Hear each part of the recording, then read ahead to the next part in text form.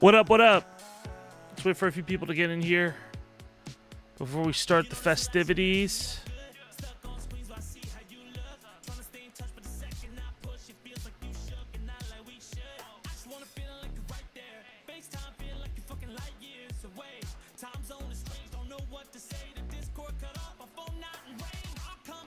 Okay, what's up? Yo, yo, what's up, everybody? Who's in here?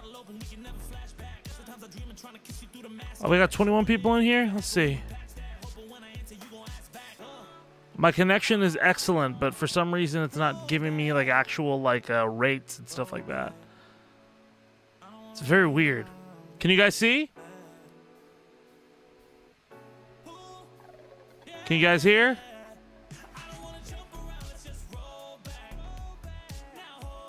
Is it working?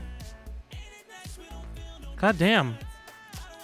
Well, I'm streaming today. We're going to be chilling. Hey, what's up? I'm fine. Cool. Yo, yo, it's Tuesday night.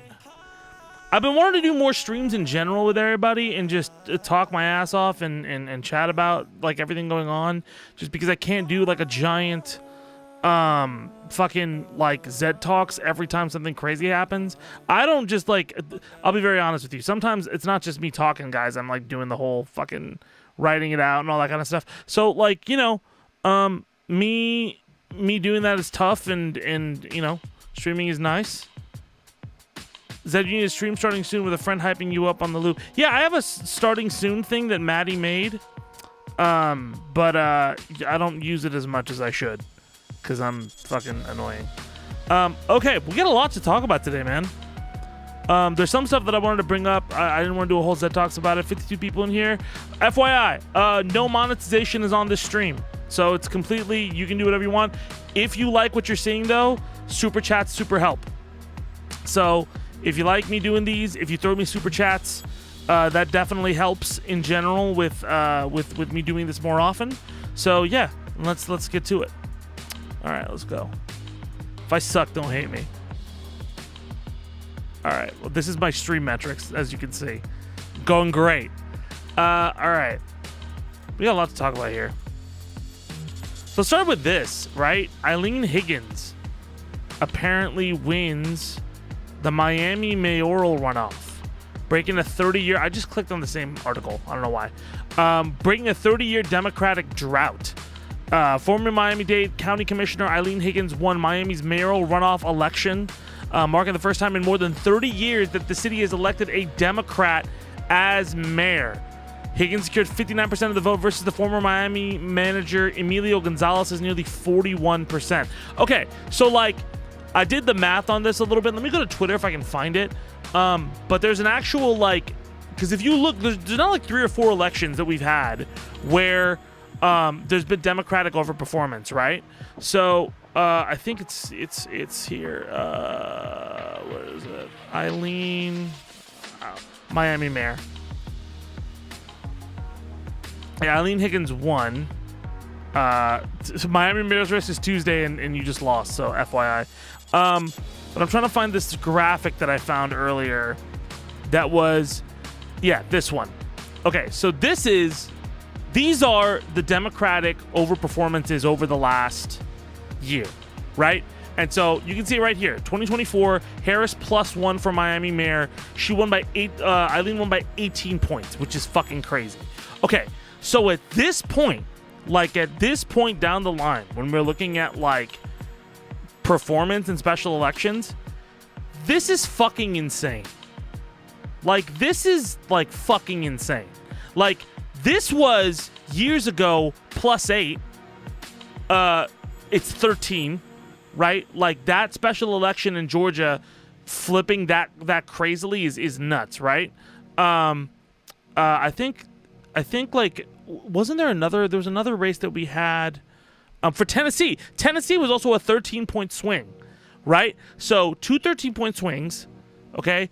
D plus 16.9, right? D plus 21.5, D plus 17.6, okay? So, like, if you average that together, I'll do the math for you in front of you. I already did it for myself, but 17.6 6 plus 21.5 plus 16.9 plus 13.8 divided by 4. 17 points. For the record, the last 2 wave elections in both 2006 and 2018 were D plus 8. If this was to hold, you would get a Democratic overperformance that was bigger than the wave election during the Nixon era, which would reset so many political alignments. It's crazy. And again, like I do want to echo, elections are not everything, but that's fucking insane. That's a crazy metric when we're talking about it. Oh, we already got a super chat. Thank you so much for the super chat. Robert Cox Esquire said, my wife and I love your chai recipe. I'm glad you like it. My girlfriend was like, you have a diabetes amount of sugar in that chai. And I was like, shit, man. I didn't want to put that much sugar, but that's the amount of sugar I did when I was growing up, was how much my mom put in it. The other thing you should know about that chai recipe is condensed milk. Like every time you go to fucking to Starbucks or anything, you get a chai tea latte, they use normal. No, it's just condensed milk, right? Condensed milk, black tea, breakfast tea, probably English breakfast tea, and then yeah, the spices are just cardamom and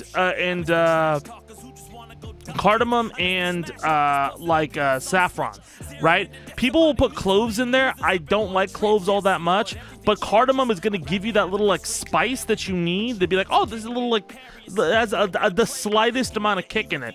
The thing with having fucking tea from like a lot of these American places that are trying to make chai tea is that they overdo it with the spices, and you just drink it and you're like, why the fuck am I having an explosion of just like peppercorns in my mouth? It just feels like shit.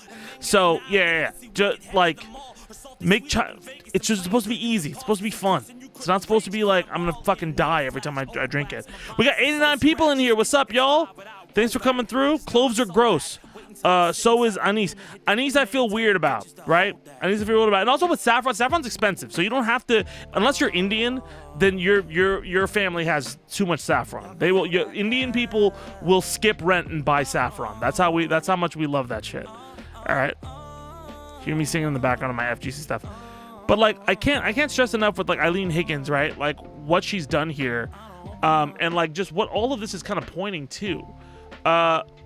Even within like, you know, I saw a metric the other day, like at this point, maybe it was from Dave Wasserman.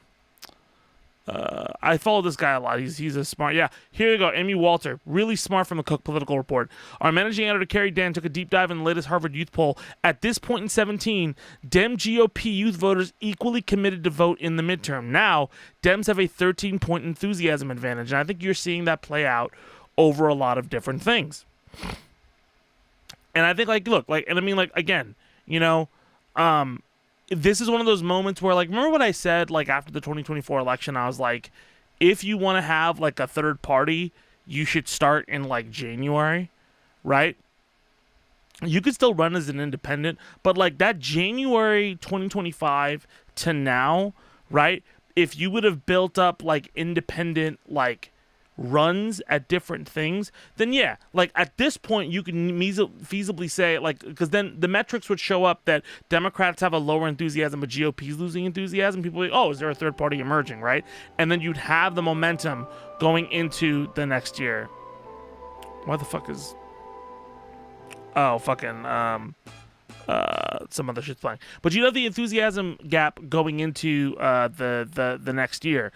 Now, Dems definitely have an enthusiasm gap, right? Like their enthusiasm edge, to be honest, right? Because, like, this is crazy. Like, a 5-point lead is strong. An 8-point lead is crazy. A 17-point lead is dramatically insane, you know? And so, like, you know, this is one of those things where people were asking, like, well, why doesn't Zoran run as why is he running as a Democrat? Why do so many people run as Democrats?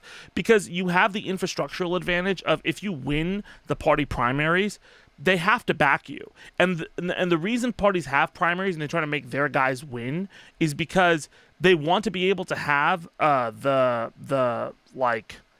they want to be able to like say, oh, well, he won a majority. That's one thing. But the other thing is also it's baked in that it's supposed to be if you're fucking reading the tea leaves wrong and you lose, you learn something, right? Democrats, like certain establishment Democrats don't want that to happen, but that's what it's designed to do. That's why when you see Zoran win, everybody suddenly has a message of affordability, right? Like the advantage is you'll change the entire political calculus if you win one of these big primaries. The risk reward is so high on the reward side of everything. It's just harder to do. But you have the momentum now, so it makes sense for you to run in these things, because if you win if you win an election as a Green Party member, right, or something like that in a small area, they're just gonna say, oh, it's a one-off local election, right? If you win a primary, it feels like the machine lost, versus, oh, you guys just fucked up a local district, right? That's why you have two independents in Congress. They still caucus with Democrats, and people are like, oh, well, you know, those are one-offs, right? But if you, like, again, when you beat like as you see many progressive candidates beating like major establishment Democrats in primaries, right? It signals to all of the people who are funding those fucking corporate-backed Democrats, oh, we're fucking up. We have to change our calculus. We have to change what causes we're backing if we want to have power. Like, do you understand? So there's a higher risk reward in that sense. We got 105 people here. What's up? I'm streaming on Tuesday night. My name's Zed Tabani. I wrap the news every week. In case you don't know, if you already know, hi. I do this all the time. Monetization is turned off in the stream. I'm gonna ask for super chats if you can. That would be definitely help. The more the merrier. That definitely helps with all this kind of stuff. Old Grease, I'm finally watching Barbie. It's about as cheesy of a plot as I expected, but it's heartfelt cheese. Thus far, it's funnier and more clever than I expected. The first 45 minutes are 8 out of 10. Hey, Barbie's a great movie. It's by Greta Gerwig, who's done some really, really great stuff. Here's a third-party platform. Enforce the emoluments clause and pass the laws dealing with price gouging. I mean, that's a great platform, but like you also need infrastructure. The problem with the Green Party is there's a lot of problems with the Green Party, but like the main problem that I'm gonna start my playlist over again so I can have some music in the background playing while I do this. All right, this is my music, by the way. Like the problem with the Green Party in general, right? When you look at like stuff like charts like this and all of that, is like even if you go to the Green Party website, right? Let's go to this website. Okay. So I laughed immediately, and I'll tell you why, right? Look at the way this website is designed. Look at all, like it's a political party website, right? But like infrastructurally, like if I'm going to a website to like let's compare this to like fucking the Democrats website. I hate the like I have problems with Democrats, but like it is what it is. Okay. Well, this is obnoxious, right? This is obnoxious. But look at the design of this site. Like, this site design is modern. It's basic, but it's modern. It's effective. You see enthusiasm. You see who we are, where we stand, take action, right? This could easily be a volunteer thing if you're a Green Party. If you're like a real third party, you can be a volunteer. But it shows you things, and the whole goal is to involve your cause with volunteering work, right? The Green Party website is so... This is a website from 5 years ago on Wix, right? It's this alone is like and there's so many small things infrastructurally that like you think this doesn't matter, but this absolutely matters if you're trying to like signal things like and it's not hard. Like if you fuck the Green Party, if you wanted to do the purple party or the straw hat party or whatever the fuck, right? Go do that and just make a better website, and like you will be surprised with how far you can get. So many people just see like a professional website and like, oh, this is a legitimate organization.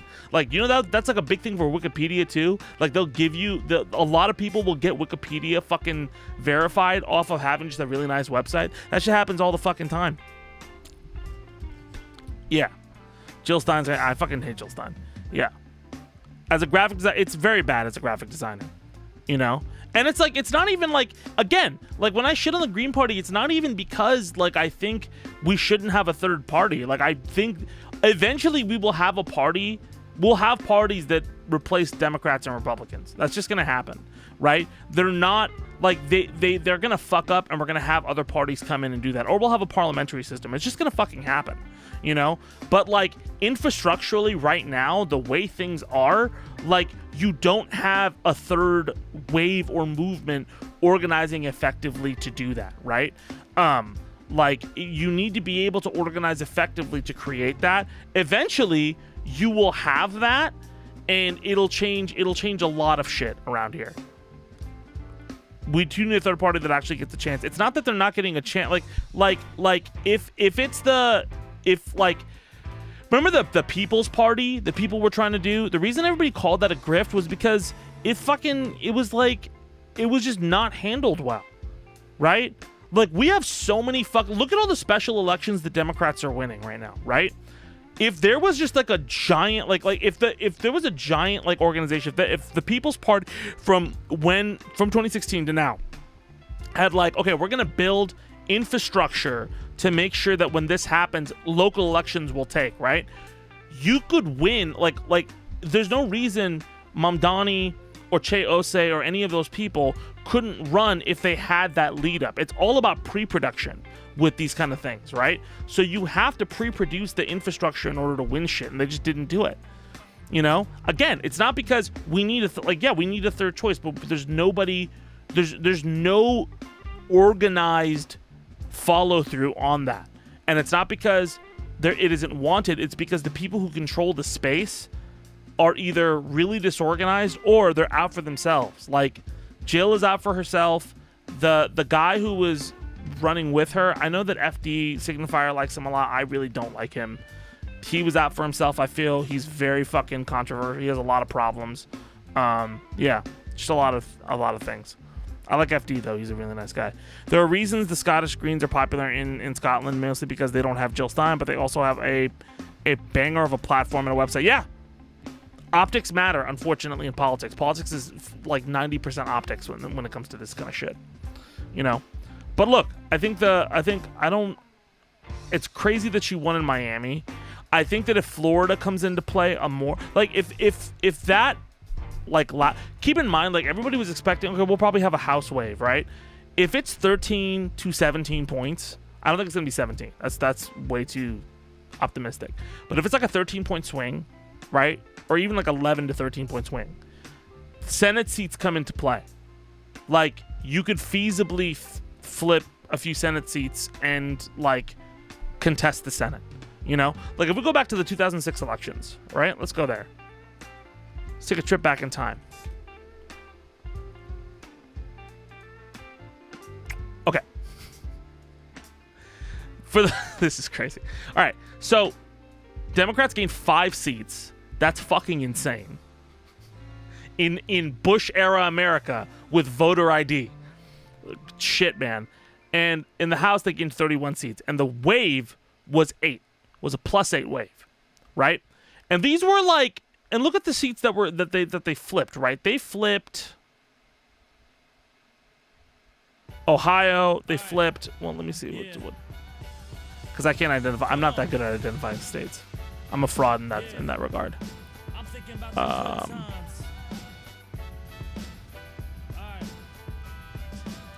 trying to find these states, bro.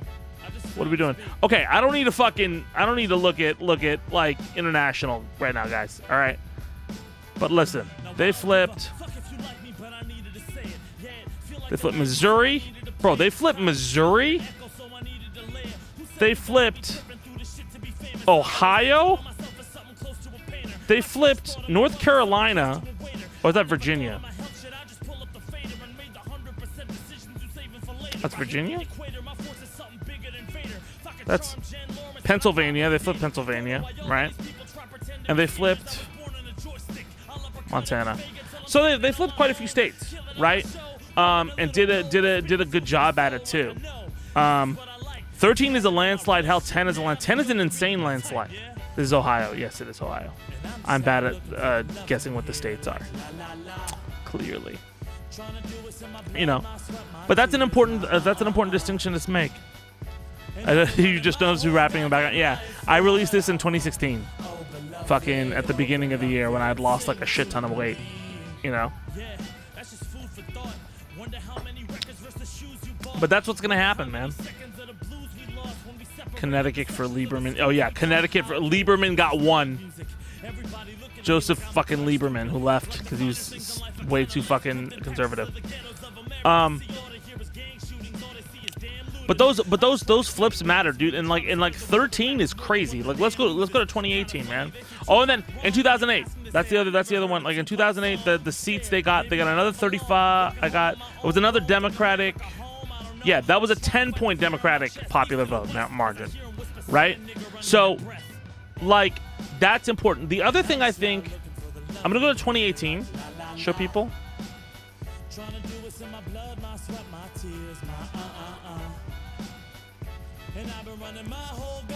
2018, not the 2022. 2018. Okay. 2018 was a higher margin, but we won less seats, right? Because, and we didn't get this back. Yeah. Because the map was unfavorable. Like the way Democrats went, it was just super unfavorable. There was a huge shift, right? There wasn't blue dogs running. There wasn't a huge like the narratives were there. There was still backlash, right? But the House changed hands, right? Governors, a lot of really great governors, like net seats. Democrats gained 7 governors, right? And then 41 seats for the House, right? Really strong, very strong, right? Senate was the only place we fucked up, right? Now, next year, if we have a crazy wave election, if we get the Senate and the House, then we're back into 2008 territory, and we're gonna have a change candidate jump in. Ted Cruz can be flipped like a pancake. He's a weak-willed senator, and he's from Texas. Nah, Texas can do better. Yeah, Ted Cruz can be flipped. Did anyone see Jasmine Crockett's announcement video? So Jasmine Crockett is running. This is something I did want to talk about because somebody in our Discord got really mad about this. If they're watching, I love you, but like, there was issues that I had with the way that conversation happened. But we'll like, if you want to talk about it, you can talk about it. But they left the Discord because of it. But like, this is my motherfucking year. It's Jasmine. So Jasmine Crockett, right?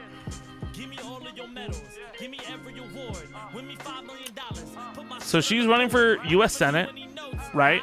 In Texas, right? So that's strong.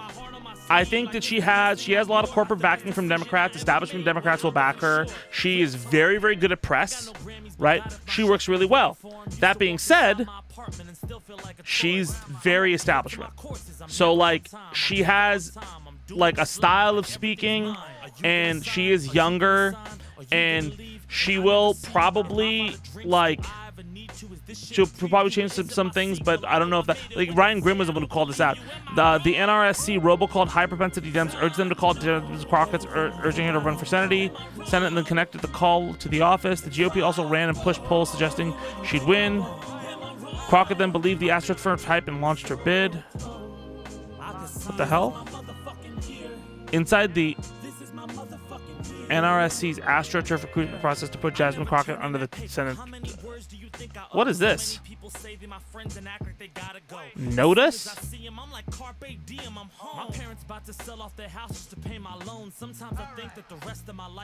Oh, they're saying they put out a poll to push Crockett in there. Yeah, I mean, like, maybe.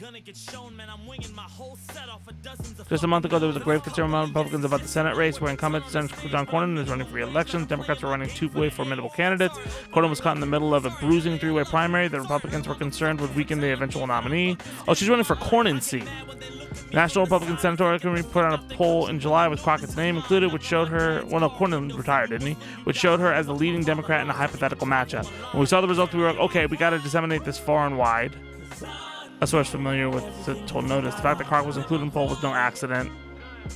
Oh, so they're saying it's a bid to derail Tallarico. Maybe. It could be.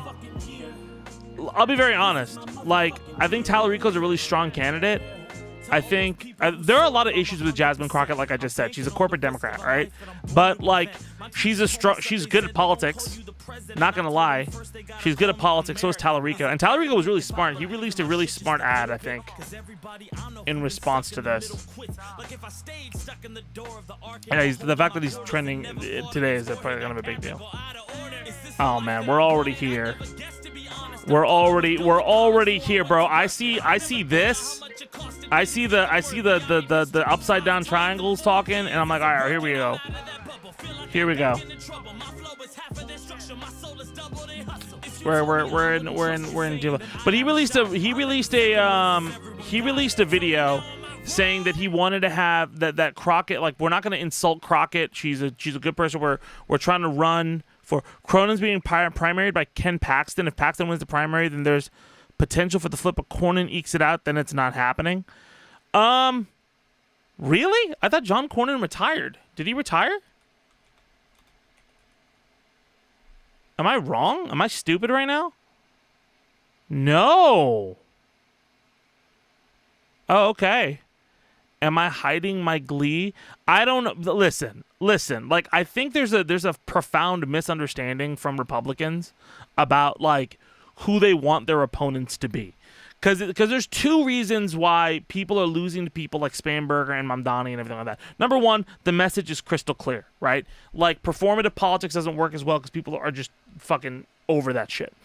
Number two, like, detail-based politics are important. Number two, like, all of them don't look like giant husks being reanimated by necromancers to run for Senate seats, okay? Like, the fact that people are just even reasonably, like, alive and look like they have a pulse gives so much edge to so many Democrats, like, running, man. Like if you're John Cornyn, like, even this guy, like, listen, like, is this the guy who I think it is? Yeah, I know that guy. So, like, look, like, even him, even though I think he has some strong takes, right? Like, yes, even if she ran an uninspired campaign, like, she looks reasonably, like, I know how this shit, like, she looks reasonably younger. She'll hedge where she needs to hedge, right?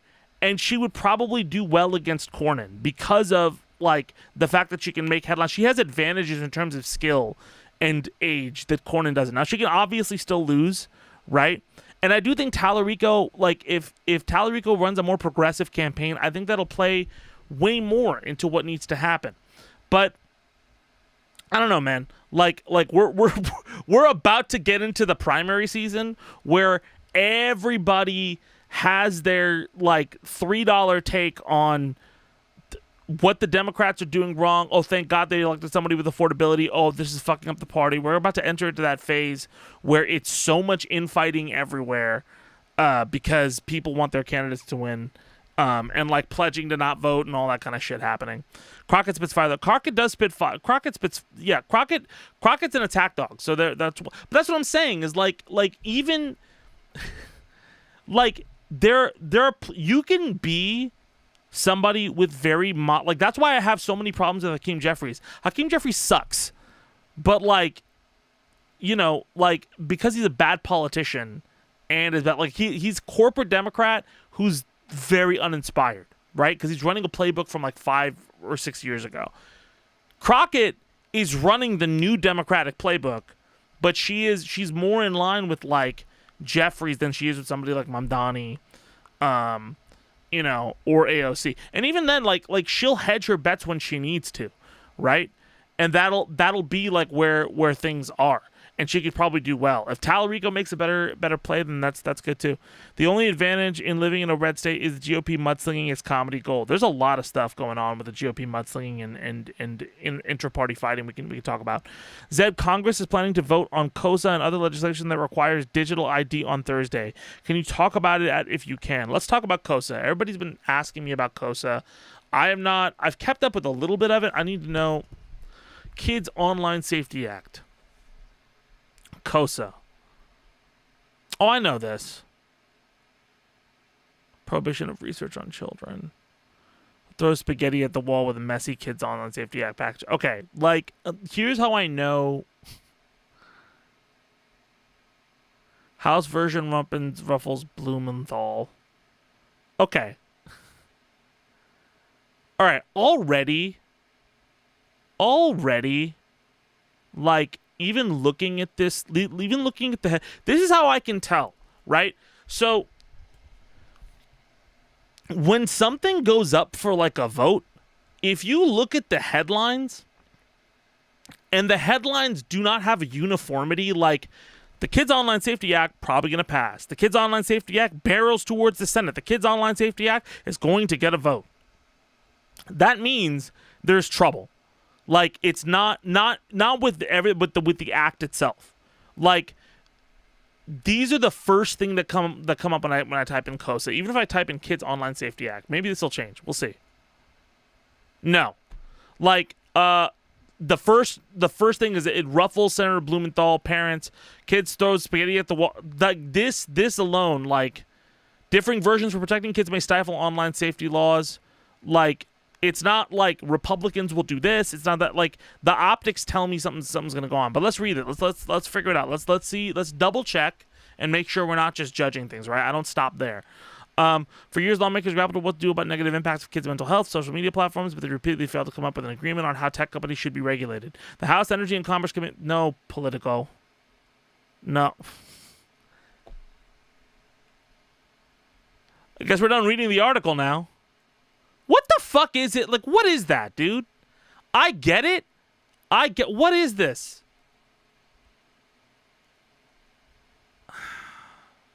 Okay. My point is, I don't think it's going to pass as easy as they think it is. The latest version of the Kids Online Safety Act in the U.S. House is facing new opposition, this time from some parent advocate groups and Senator Richard Blumenthal, who is a co-author of the Senate bill. Republicans on the House Energy and Commerce Committee removed a core part of the Senate bill, the duty of care section, which would require companies to exercise reasonable care when designating a platform to mitigate defined lists of potential harms to minors, including certain mental health disorders, substance use disorders, and physical and sexual abuse. Targeted design features include infinite scroll, autoplay, notifications, and other features that keep minors engaged in an app on a site. The House draft requires platforms to create reasonable policies, practices, and procedures related only to threats of physical violence, sexual exploitation, and abuse, and the distribution of drugs. It would also prevent states from enacting or enforcing their own laws or similar issues. There are so many reasons why I don't think this is gonna like pass as is, right? The only reason this would ever pass is if it, number one, if the online platforms threatened the Trump administration in a way that was over, or like if they're playing the game and the online platforms like have like a severe, like if they were not online, if none of the Republicans were online and having any digital first strategies, then yes, I 100% believe this would pass with flying colors, and it would be a real danger, and we all need to go, because that's when when SOPA was going on and all that shit was going on. It was because the Obama administration, or the administration, I think SOPA was, I don't know if SOPA was during Obama, but SOPA was during Obama. Like, the reason that shit was a fucking 5-alarm fire was because Republicans did not have an online strategy that was worth a fuck, and Obama and everybody were running away with that shit, right? Now, Trump and all the Republicans are really close to these platforms, and so are a lot of Democrats. They're very close to these platforms, including like emerging like even third-party people are close to these platforms, right? It is, if they want to shoot themselves in the foot for the next election, do this. It will fuck over everything. And also, there are so many incentives to not. Yes, they can probably limit like autoplay and certain things, and to be honest, I think autoplay is a smart thing to prohibit, right? But in terms of wholesale banning parts of the internet, that's backfiring in a lot of districts where it's been tested. So, like, I'm not super fucking worried yet.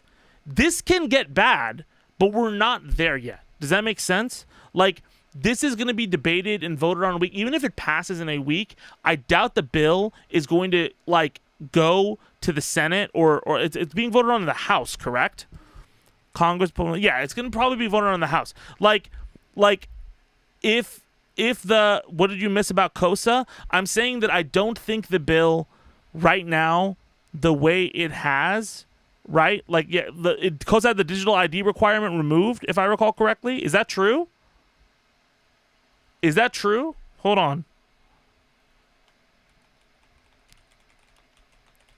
Yeah, like that's the thing. A lot of this stuff, is in the worrying stage, not the freak out stage. Jonathan G is right. Like this kind of stuff is not stuff that you should like immediately freak out about, because like when there's shit that's like, oh my god, this is really bad, then like yeah, everybody's gonna be freaking out. But like a lot of times, like I said, people will put out feelers for different things to fuck with you. Because they want to get, remember like when they did the 22nd Amendment thing for Trump, like or whatever amendment it was, like where they repeal it and Trump can run for like a third or like a third term, right? Remember when we were all talking about that, guys? Like, and then like literally, like it kept at like he was floating this, and he would just keep doing it. Like senators would float it. Like different fucking Republicans would float it because it scared the shit out of people and it got them free press every single fucking time. And so they would keep doing that and people would get scared and freak the fuck out. And then as soon as they lost in the special elections, what happened? A week later, Trump is like, I can't run for a third term. Because they couldn't fucking scare people with it anymore. It just sounded ridiculous. It looked bad. It backfired on them. So like, you have to know when people are fucking with you. And there's some stuff, you have to look at where their incentives are. There's no incentive. The Kids Online Safety Act scares like a lot of leftists online because it's like, oh, it's going to be censorship and digital ID and all these kind of things. And yeah, there are a lot of like right-wing nut jobs who would love that shit to happen. But there are a lot of people who like money, which is unfortunate, but it's true. They like money more than anything. And they will fucking pay money through the nose to make sure the internet stays the way it is so they can make more fucking money. Which is like, because we live in a capitalist country, that's how that shit works. We got 150 people here. We kicking ass. We're up to 500 views. What's up, y'all? How are y'all doing? The fact that they are out of the political capital phrase makes me not freak. They're in the out of political capital phrase makes me not freak out. Yeah. When did the stream start? Maybe 50. Yeah, it just started 15, 20 minutes ago. I'm just chilling. I'm just checking out some stuff. All right, but we started out with the Miami win for mayor, and we're going through different things. Going through Google News, seeing what's up. There's a lot of things. I'm going to get a soda real quickly because my coffee is almost out. Give me a sec.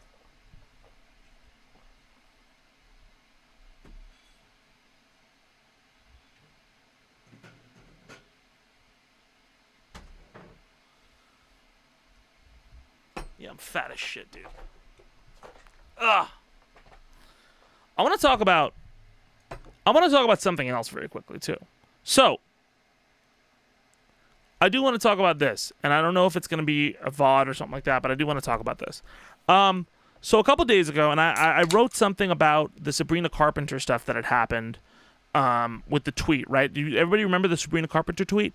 Well, when that was going on, I remember immediately everybody was like, why the fuck has Sabrina respond? Like, Sabrina needs to respond to this.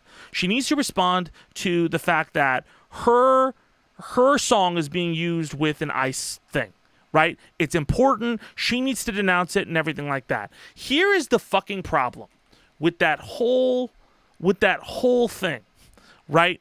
Where is it? So, Sabrina comes out and she tells the White House this is evil and disgusting. I hate this, right? She calls them out for what they did, right? Let's pull up the tweet real quickly. Hold up. We're going to go over that in a second. Sabrina Carpenter, Trump. Tweet. Yeah. She goes, this video is evil and disgusting. Do not ever involve me in my music to benefit your inhumane agenda. Right? She calls them out. Okay? Well, here's the fucking problem. Immediately after she calls them out, right?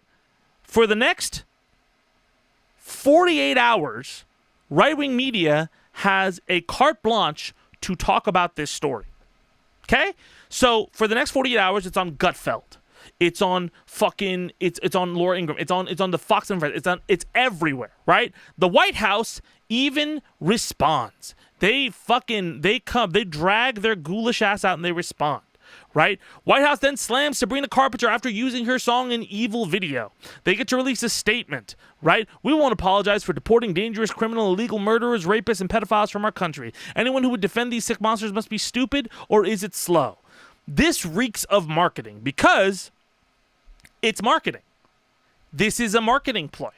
They fucking wanted people, and everybody was asking for Sabrina to respond because people were like, oh, why doesn't Taylor respond? Why doesn't Nintendo respond to the Trump administration doing this?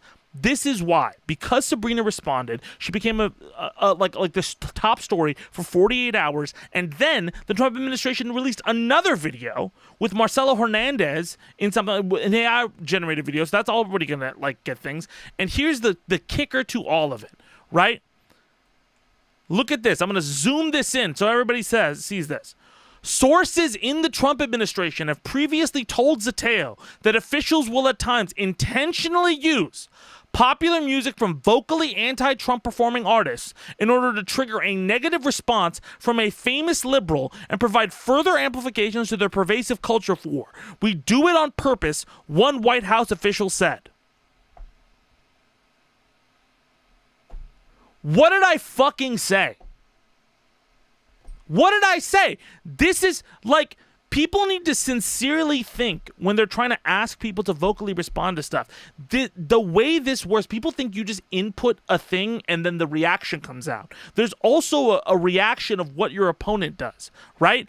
If you're like telling the Trump administration, hey, fuck you for using my shit, and you have a larger platform that's very hard to get a hold of, and you're giving them that attention, suddenly anything they engage with around your clapback to them is free press. And if they act like an asshole, it looks good to their base because they've built a base of trolls. It is not. That's why Taylor Swift didn't respond. That's why Bruce Springsteen, or I think Bruce Springsteen responded. That's why Pokemon didn't respond. Because Pokemon is litigious, but the lawyers are there to protect Nintendo's money. If Pokemon files a lawsuit with the Trump administration, they're going to drag it out in court. It doesn't make any fucking sense. So they don't want to lose a bunch of money. So their thing is like, okay, we'll let them have it. We'll let them fucking spin their wheels, and we'll do our own thing. And they'll fucking get nothing from it. It's them playing a ploy. And obviously, unfortunately, because your name is big enough and their name is slightly big enough, they'll get a little bit of play. That's why you don't see Paul Dano responding to Quentin Tarantino, don't you? He's not saying a fucking word because he wants to let the fucking work do the talking. If Paul Dano tomorrow came out and said, I'm really fucking upset at what Quentin Tarantino said. It was really, really shitty of him to do that. I'm so fucking upset. Well, guess what happens? Quentin Tarantino has a brand new movie in theaters. Well, not a new movie, but like a new version of Kill Bill.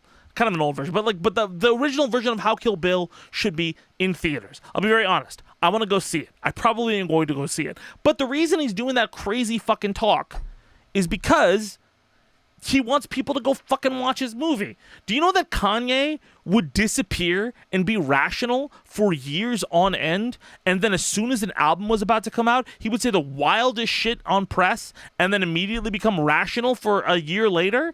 That went on for years until something fucking happened. I think his mom died. And then he went full, like, what the fuck is going on? All right? Like, this happens way too often. You can't fall for the bait, guys. Like, it's the biggest bait some of these motherfuckers put out there. Any way to make, what did I fucking say, a coffee mug? I need it for work. Yes, I'll make a coffee mug for you. By the way, guys, there's no monetization on this stream. So, hey, if you want to throw in a super chat or anything like that, $1, $5, anything like that, let me know. And I'm down to fucking respond to that. And I really, really appreciate that. That helps keep the stream going. I'm going to do more of them if we can get a super chat thing going for this. So, did I just spill my Coke? No. But in addition to that, and I'm going to make a video on this, but I also want to point out this. Because, where is it? There was a Rolling Stone article today. Oh, here we go. Taylor Swift's last album sparked a bizarre accusations of Nazism. It was a coordinated attack. Fucking there. Because that's what I'm saying. Data analysis of the social media post painting the singer as a Trump supporter of white supremacists revealed a network of inauthentic accounts. Right? Let's go through it. Do you remember when this was happening? Like there was a point where somebody did a let me see if I can find the picture, right? Taylor Swift album swastika. They did it so yeah. This was okay. Do you understand like that this is not a real thing? Like this little profile on the Midnights thing is not there as a swap. It is a normal fucking design element choice.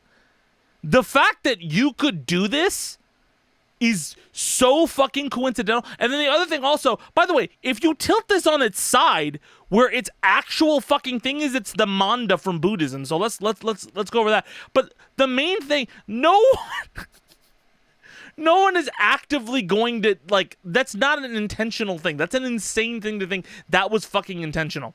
But, like, listen, the arrival of new music from colossal pop star, let me find out where they go. Okay, soon the online discussion of the album turned extreme in ways many found bewildering. There were social media posts accusing Swift of implicitly endorsing the MAGA movement, trad wife gender norms, and even white supremacy with dog whistle references. That's insane because she has vocally spoken out against the MAGA movement multiple times, right? President Trump himself blithely and disingenuously shared AI-generated imagery. To pair with her recording record of championing Democrats and liberal values, and President Trump himself has blithely and disingenuously shared AI-generated imagery depicting her as a supporter. This was a noticeably divergent trend and an apparent attempt to cancel Swift for those presumed affiliations. The attacks largely focused on specific word choices. Her use of the term savage on the song Eldest Daughter was interpreted as racist, and symbols. A necklace for sale on her website stirred up Nazi comparisons because it's a lightning bolt charm bore a passing resemblance to the bolt pattern worn by the SS. This necklace, it's just, by the way, there's a lot more things that look like those kind of lightning bolts, guys. Like an insane amount of things. All right? These ridiculous charges led to Swift to bemoan the current political climate, admonishing left-leaning commentators for going overboard in their attempts to identify signs of crypto-fascism in Swift's work. It's depressing because reactions like these end up making everyone who genuinely cares about social progress look ridiculous, wrote one fan on Reddit. The more exaggerated the discourse becomes, the more it plays directly into the right's narrative that liberals are hysterical, moralizing, and incapable of nuance. And again, it's very clear what's going on here to anybody who has worked in social media. But motherfuckers don't believe it. Oh, you're nuancing fascism. All right. Okay?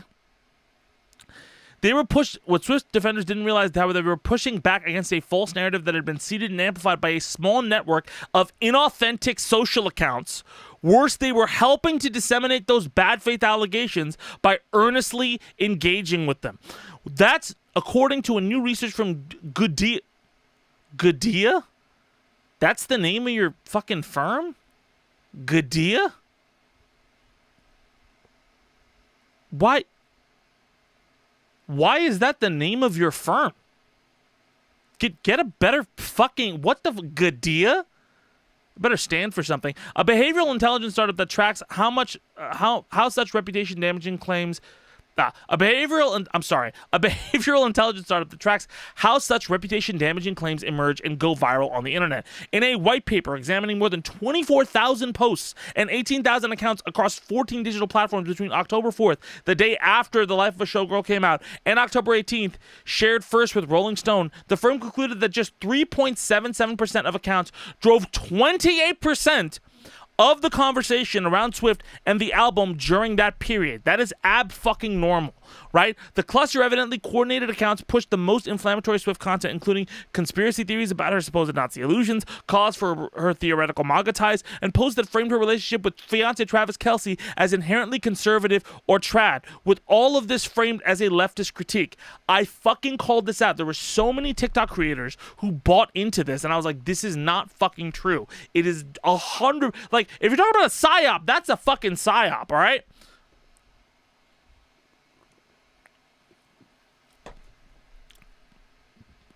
Here's the thing. This in turn, I'm gonna skip this. This in turn algorithmically reinforced their visibility. The false narrative that Taylor Swift was using Nazi symbolism did not remain confined to fringe conspiratorial spaces. It successfully pulled typical users into comparisons between Swift and Kanye West. All right. And on top of that, like later on in the article, it goes to show that a lot of the same accounts were similarly pushing the Justin Baldoni, Blake Lively conspiracy as well.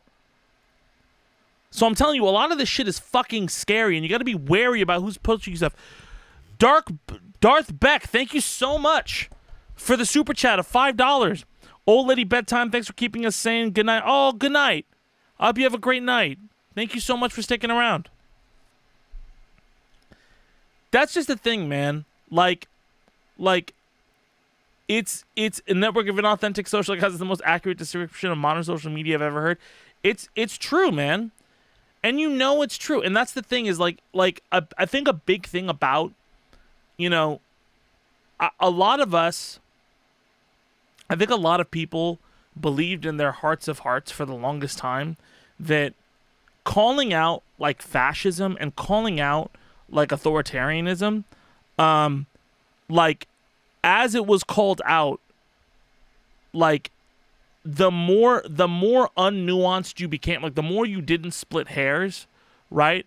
The more authentic you were. But the issue with all of that is that, like, at a certain point you cross the line. It's no longer are you being authentic or inauthentic. It's like when are you just being contrarian? Because then it gets crazy, right? I'm so sorry, I can't pronounce your name. MHQB1TK. Thank you for keeping me sane, Zed. Talarico for Texas. Thank you so much for the $2 super chat, man. Hey, Talarico seems great, right? I don't think, like, that's the thing. I think Jasmine Crockett, like, for me, like, for Jasmine Crockett, if she is, like, a full-on corporate Democrat,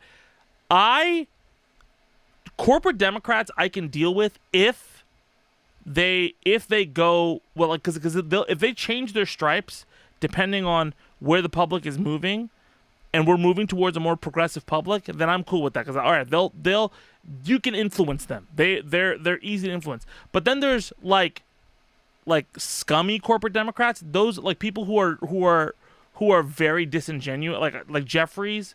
I don't trust Jeffries at all, right? I understand the calculus. I understand how he'll move, right? But that's a guy who's very selfish and self-centered and, past his prime. But yeah, what I'm saying about the Taylor Swift thing, right? And the Sabrina Carpenter thing, right? You have to recognize when certain things are off a little bit, on these kind of things, right? Because like if you don't, then you're going to fall prey to the same bullshit that we've been dealing with, like as the same bullshit the Tea Party fell for, right? They got grifted. The same shit everybody falls for when people want political power, right? This is meant to fuck with you and make you look hysterical so they can just point at you and go, see, they're crazy, and you're not crazy. You're worried about stuff. It's sincere, but it's meant to take Taylor Swift out as a potential supporter, or it's meant to take other people out as potential supporters for Gaza, right? Right now, there are a lot of people, like, I'll be very real with you. I know there's a ton of accounts that are very pro-Gaza, and like I'm pro-Gaza, right? Like I'm pro-Palestinian and everything like that. But I know there are a lot of people who are 100% co-opting that movement because they want to make everybody who's pro-Palestinian look bad. So they want to try to crucify people so people will blame the pro-Palestinian movement for being overly zealous. And they're very good at creating like social media backlash campaigns to try to build that narrative, right? And it's not like an enormous amount of spend people do for this kind of stuff, but it's an effective amount of spend, and it's everywhere, and you have to be careful and look out for it. Okay. Let's move on. We got 163 people here. We're doing good. How y'all doing today? How's everybody chilling out in the chat? We doing all right? Jeffrey is Timu Mayor Pete. Oh, the OG Timu Obama. Yeah. Jeffrey is Timu Pete Buttigieg, right? Crockett has too much baggage. APAC, for example. Yeah, Crockett has a lot of baggage. But, there's I don't think I think people I think people don't understand. Like, people will abandon lobbying groups, right? Like if Crockett is an opportunist, which it seems like a little bit like she is, right? She'll flip when she wants to do this. She's focused on her career. That's how she's probably framing it. She'll flip. Like, and also I think Tallarico, if he's been consistently progressive, he saw it too. I would go with what Tallarico said, which was that, like, let's have the debate on what's better, and let's not attack everybody, right? I think you made a good point about let's not attack their character or whatever. It's great that 2 Democrats are running and blah blah blah. You know, that's a good way to do it. All right. This is also a very fucking hooky headline, like a very sensationalist headline. The Trump administration is probably expanding the unitary executive. I'll talk about that probably on the next Zed Talks and stuff like that. What else did I want to talk about? Oh, there's also the YouTube AI thing. Let's talk about the YouTube AI thing.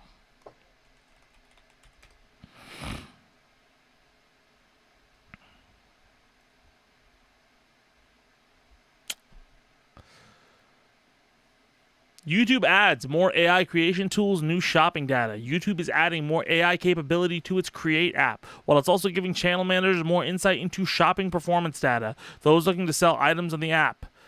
First off, YouTube has confirmed that it's now added Google's latest VEO 3 fast model to YouTube Create, its separate video editing app designed specifically for shorts creation. Fucking great.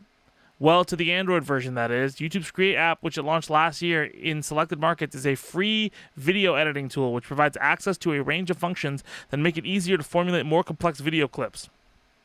And now, Android users of Create will be able to access Google's most advanced AI video creation tools in Stream, which YouTube says could be especially helpful for generating shots that you didn't get. With VEO 3's fast model in YouTube Create, you can generate vertical video clips while controlling lighting and style to simply get the shot you need. Here is the thing with AI video, and I think people need to understand, like, it's, as somebody who has lived with AI since before ChatGPT, because music and AI, like all the stuff people are worried about with like Suno and these AI artists and stuff like that, music is dealt with AI. I've said this so many times. Like, here's the thing. Music is dealt with AI for like almost a decade now. Like, we've had like AI for a long fucking time in the music creation process. And it's even before that, you know, like before you had drum machines, which came out, which people thought would kill drummers. But I remember very distinctly, not even AI, let's just talk about plugins, because it had the same tangible effect. Plugins in around 2016, 2017, I remember the whole idea was that, listen, because of how production has gotten and where production is, it is feasible that you never need to play an instrument ever again to be a producer.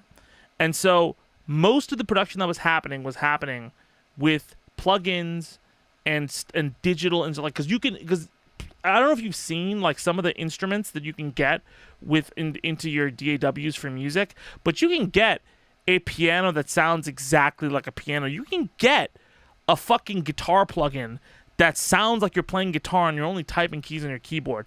I have those plugins, right? Like, they're really, really fucking powerful. And you can adjust the velocity. You can adjust, they're super advanced. And so for a long time, that was a huge fucking like 5-alarm fire to anybody, especially when I was graduating Berkeley, who wanted to become a touring musician. Because live shows were becoming more prevalent, but like, oh fuck, they're just gonna run the track. Why the fuck would you ever be able to like there's no way you're gonna get called in for a session. Just fucking like record the guitars on your own.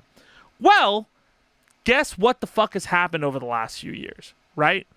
Ever since not only country came back into the play and Lil Nas X did Old Town Road, right? Way more guitar has entered into the zeitgeist with music. And because of the way that sounds, not everything is in the box anymore. You're not just there with a laptop anymore. There are far more people who are mixing traditional guitar playing with plugins that you can get on your laptop. Now laptop is just an amp, right? I see a lot more guitarists getting gigs, right? I have a friend who's a horn player. I remember for a while it was like tough for horn players. Now you have a lot more horns being used on tour and everything like that, right? And for a while the industry pushed the same thing. Why the fuck do you need a band? Why the fuck? Get the fuck out of here. But now there's an added benefit, because it means that people come and have a better performance and they spend more money. Like, oh, you can charge more for the ticket because it's a live band. Like, there's so many additional things you can have. Now, are instrumentalists paid as much as they should be paid? No. Are they paid more than they were paid back in the day? From what I've heard, yeah. And that's the thing you have to understand, is that, like, what's going to happen with AI, I think, is to some extent similar, right? You're going to have a bunch of people who try to push down your throat. You do not need these jobs. Like, this cuts so much time out. And this creative aspect of the job is not that big of a deal. And I will tell you, honestly, for a little bit, people will be like, oh, this is fun. And then they'll get fucking bored. Because everybody gets bored. The reason AI doesn't work in creative fields isn't because it can't make the thing. Of course it can make the thing. But what drives creative fields is cultural spike points, is creating something that culturally seems different in contrast, but taps into something you didn't know about. That's why a lot of art is cyclical, right? You know, like when you see, does everybody remember, like, bitch, you guess it, whoo, you's right. Remember that song? That song was fucking out of left field. And it sounded like it was on a Casio keyboard when stuff was way more professionally produced. But it sounded different. And people were like, what the fuck is this? It's got an energy to it that I don't usually hear. And that kind of shit is what ends up driving the conversation, right? Like, if stuff looks like everything else in the trend, it gets buried. And at a certain point, people will figure out the tricks with AI. Like, they're already figuring it out with AI imagery. AI imagery is very easy to spot. And a lot of people are like, this is kind of a lot, right? Same with, like, NFTs. How NFTs, like when people, like, saw, like, the Bored Ape shit and everything, when they see that, they're like, oh, I see, I don't want to do that. Because they get it. They've digested it already, right? Same thing is going to happen. People are going to figure out, okay, this is the fucking pattern, and I'm over it, right? Like, listen. Even this fucking artist, Xenia Monet, right? Like,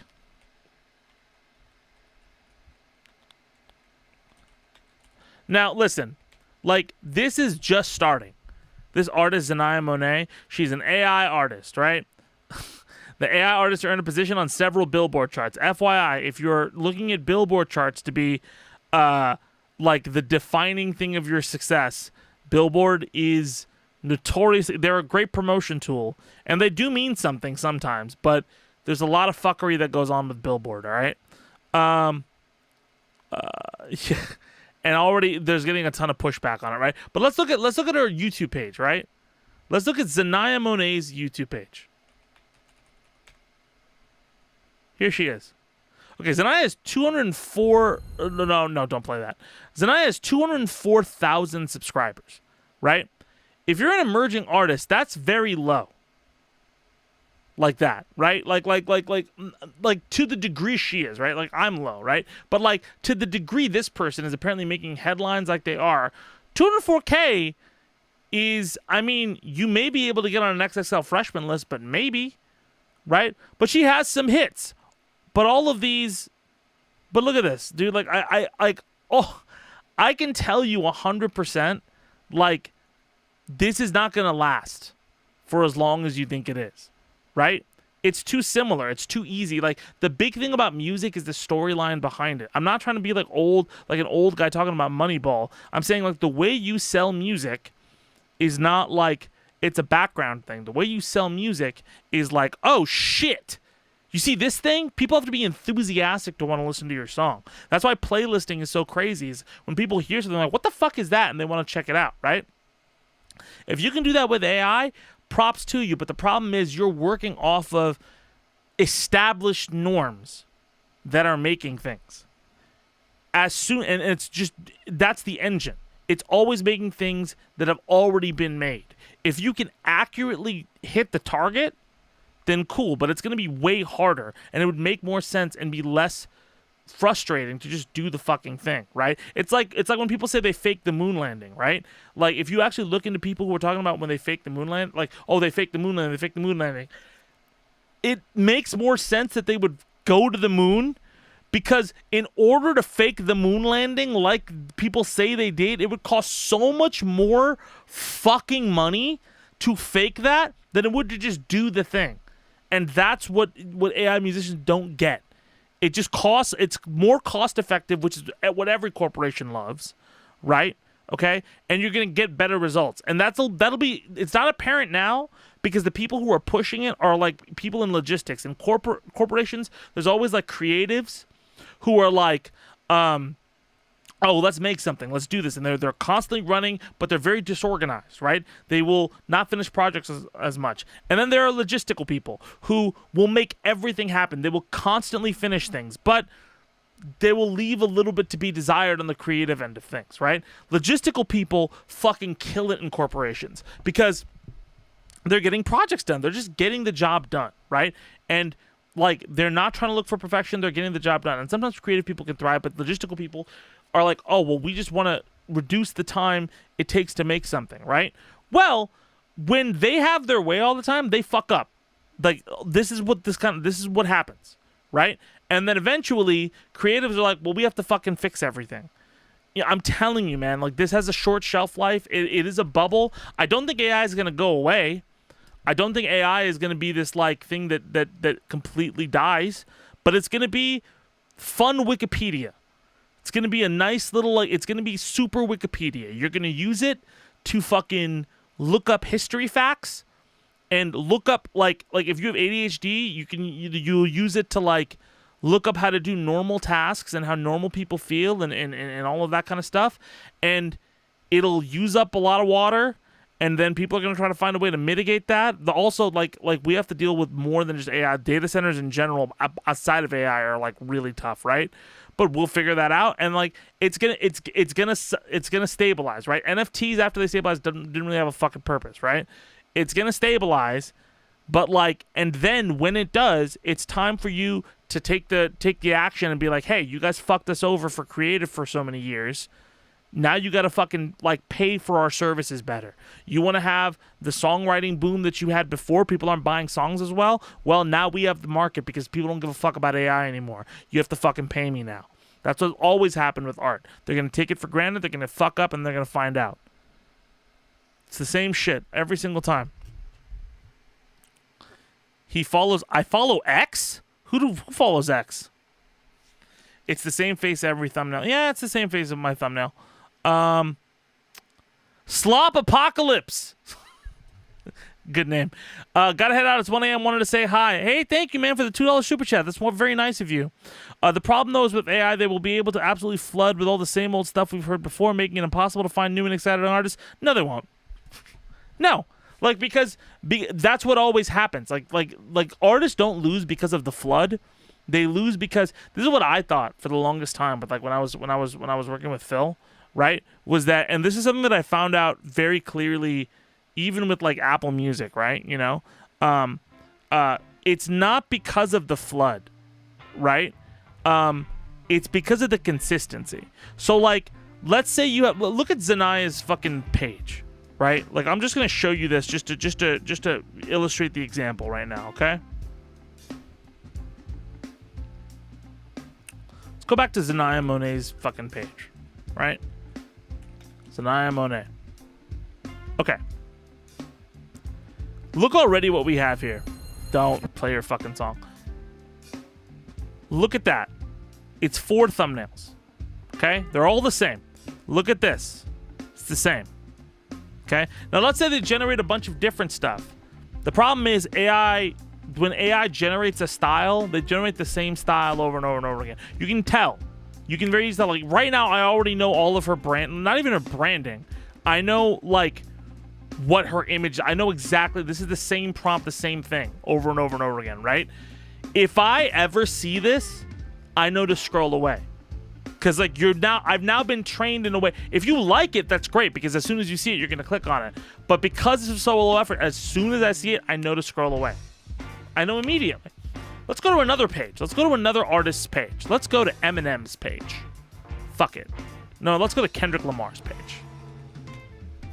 Let's go to Kendrick Lamar's page. Look at that. Okay, well, this is an album. That's different. That's different. But look at the videos. Look at the videos. Those are so different. Okay? Look at this. Look at this. And then up until you get to the other album release. Right? Look at these distinct thumbnails. You know it's a Kendrick Lamar thumbnail, but you also know that it's something creative and interesting, right? Because he's associated with it. So, like, and even this, that's his album cover. Even this section, like, they're distinct. There's something every time. Let's go to a YouTube. Let's go to a YouTuber's page, right? Let's go to Drew Gooden's page. Something went wrong? Fuck you mean something went wrong? Everybody keep. Look at Drew. So much variety. So much variety. Like, that's what I'm trying to say. Stuff that stands out is how you play this game. I used to think that you had to have an in to stand out from the crowd. Sometimes that's true on certain platforms, but the thing about it is all of these do well because of watch time. A lot of people watch Drew's content because they're really interested in what he's saying, and they stick around. Same with Kendrick. Like, quality really is the barometer for how your thing does. The problem is people don't have the hook to get to the quality. And the other thing is, whenever people make shit, they don't make it with watch time as an important thing. Like, it's, for example, like in a video, every 3 to 5 seconds, something has to be interesting that happens. Like, I have to be interesting in something I'm saying to you. If I'm doing a song, every 2 to 4 bars, something interesting has to happen. Because if it's not, you're gonna turn off. Like, I have to add an instrument. I have to, like, do something cool with my voice. Like, I have to do something constantly to keep you engaged. And sometimes, and eventually it becomes reflexive, right? But because people don't think like that, because people think like, oh, you know, they're not like keeping that in mind in that production process, stuff gets boring and it filters out. AI has that to some extent, but it doesn't have it in a way that's culturally relevant. It has it in a way that's just on trend, so it's just mid. So every 4 to 8 bars, it's gonna give you a mid spike point that just sounds like, oh, okay, that's a thing that happened. Not something that fucking stands out that you're gonna listen to over and over and over again. Maybe there's a sweet melody it comes across every once in a while, right? But, like, keep in mind, after you get that hook, you still have to create everything else around this AI artist. You still have to create everything else around the AI artist after you get the hook. So you still have to create what their storyline is, where they came from, why they do what they do, right? What their likes and their dislikes are. You can make some of them up like fucking boy bands and K-pop bands, right? But selling that is so much fucking harder. I think the next generation after us will have some semblance of it, but, like, you have more options available to you because, again, you still have the middleman of this thing creating everything. You still have the prompt creating everything, and like the way, like, prompt engineers aren't gonna fucking fix that. Okay, like, the only way you could fix that is if you had a direct line to Puppeteer, whatever the fuck this is, and then you would just be a VTuber. So, like, I just don't think, like, I'm not trying to be like a fucking, like, oh, nothing's gonna happen. Obviously this is tough, but, like, that's a problem I never see being solved. Like, if you fucking ask AI, I'm gonna do something that I shouldn't do, but I'm gonna do this, okay? Write me a, well, no, I'm not gonna do that right now. But if you ask any AI to write you a rap, even the fucking ones that have been given, they're still really bad. They're still, like, they've made the problem they had initially worse. Like, when ChatGPT first came out, I asked Phil, hey, can you make this write me a rap? And let me see how it is, right? Because I want to see how much it can get rap. And it got it completely wrong. It didn't fucking understand anything it was doing. VEO 3 came out and they were trying to, like, improve the rap engine. They completely missed the point. They didn't get the fucking point. And they still have not gotten what the engine of rap is doing to make it substantially strong and stand out. They still don't understand it.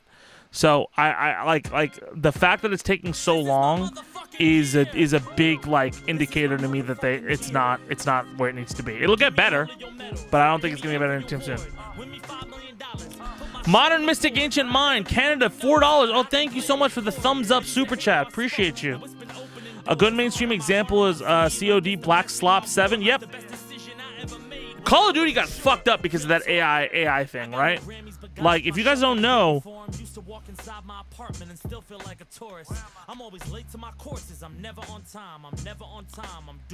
it's true. Call of Duty did a bunch of AI art slop, and the game quality was bad enough that people got really pissed and didn't want to fuck with it. Okay? Even Disney, dude, like it's gonna back. They're doing it. They want to make it so that like it's like a TikTok thing, right? They want to make it so that like it's a small. Here's the one thing I think that people should worry. I'm worried about VFX artists to some degree because smaller VFX things and even like stock music, maybe those two will be impacted a lot, right? Like that's worrying. But like VFX artists, right? Like are incredibly talented and are just stretched thin. Watch what happens. VFX artists, like it'll be the same maybe with animation, right? Where like VFX artists get fucked by these giant fucking like digital this new digital technology, like CGI artists fucked over two traditional animators, and then there'll be another resurgence because people like the art, right? Like putting technology out without understanding culture fucks you. The reason social media took over was because it integrated with culture so well. AI right now is fighting against culture, right? Instagram, Twitter, TikTok, and YouTube aided culture. It was an assist on culture. It solved a problem. AI diverts creates a new problem. Like NFTs did the same thing. NFTs didn't the idea was to solve the problem of assetshare, and it created a new problem, which was scams and financial malfeasance and like the lack of an asset. Like it created like lack of. There were so many problems it created. So like we're not giving like electric cars. Electric cars disrupted the car market because it immediately solved the problem. If electric cars just were oh, we don't have to deal with gas, it wouldn't have done well. What Elon Musk did well, which I think I give Elon Musk a lot of shit, but like we can give him credit where it's due. His idea was to make Tesla Musk's idea was to make Tesla. Let me go to my camera so I can make this into a VOD. Musk's idea was to make Tesla like the Swiss Army knife of cars. It's the Apple iPhone of cars. If you get a Tesla, it can do a bunch of really cool shit that other cars can't do. And it has some slight build issues, which, by the way, iPhones did for a while. Here's the problem. iPhones eventually solved a lot of those issues. They still have them from time to time. Like I heard this thing turns pink if you fucking like put isopropyl alcohol on it. But like it's few and far between. Like you're not gonna deal with so many of those issues, right? Teslas, you will deal with issues now. Like now the build quality has gotten so much worse and the competitors caught up. Like Hyundai makes a better electric car. Me and my girlfriend both have 2 Hyundai electric cars, right? So many other people make better electric cars, and they make electric cars that are more environmentally friendly than Teslas, right? So like they last longer, they use less, like there's better stuff on the market, you know? And like this is the same shit. People will fucking. I'm not trying to gas up electric cars right now, but I am saying like in terms of like, you know, what survives the technological like shifts, it has to solve a problem which AI does not solve. Like that Drew Gooden video. Let's watch that Drew Gooden video. I think this video is fucking incredible, right? And like the thing that he's saying, greed is corrupting everybody. Keep no simply safe. There's no. I don't want to watch this one, Drew. This one is not my cup of tea, Drew. Okay. Let's go here. I feel like for the past 3 years, I've heard over and over again that a recession is about to hit. The stock market is going to... I feel like for the past... Very quickly, this is greed is destroying the world. Hassan's watched this. A bunch of people have watched this. I really like this video. I saw Drew before when I saw like he did this one thing about SNL, which I thought was really, really insightful. But I didn't. People kept on talking about this video. I'm like, all right, it's another like video essay. I want to see it. And then I watched it, and I was like, this is fucking incredible. So we're gonna watch it. It's really good. and I'll interject every so often. I feel like for the past 3 years, I've heard over and over again that a recession is about to hit. The stock market is going to crash. The housing prices are going to come back down to earth any day now. And yet somehow all of these things keep not happening. And for most people, it doesn't make sense. What do you mean the economy's good? My dentist just tried to get me to sign up for a credit card. Since the pandemic, the cost of living has skyrocketed. Inflation is out of control. Groceries have never been more expensive. Layoffs are happening at an alarming rate. At this point, a college degree might be more likely to get you into crippling debt than it is to help you find a job. And even if that's something I think a lot of people like I remember when I was growing up, like college, especially with Pakistani parent, like college is the end all. You have to fucking go to college if you want to survive. Also, I went to college for rap, so I have a very weird fucking like that didn't help me for shit. But like I will tell you that like there are things that college like got me. There are things that you could justify for college getting you that you couldn't get anywhere else. Like the connection, like Berkeley specifically had a lot of connections to the industry. When I got in, it had like a 15% like acceptance rate, right, which was pretty fucking low. And like it was the lowest it had been, and I got in there as the second rapper in history to get in there, and then they built a brand new building and they upped the acceptance rate, and then the new president, after the president who was there when I was at the college, then the new president embezzled money, and now their acceptance rate is like 48%. So like I don't want to say college is a scam because you can get stuff out of it, and Berkeley has a lot of really great resources, but like man, it is not like even if the paper doesn't mean anything, now like the resources feel less useful, you know, which is fucking crazy. If you have savings, you're more than likely one stroke of bad luck away from losing it all to medical bills. And yet some people will look you right in the eyes and tell you, I don't know what you're talking about. The numbers are green.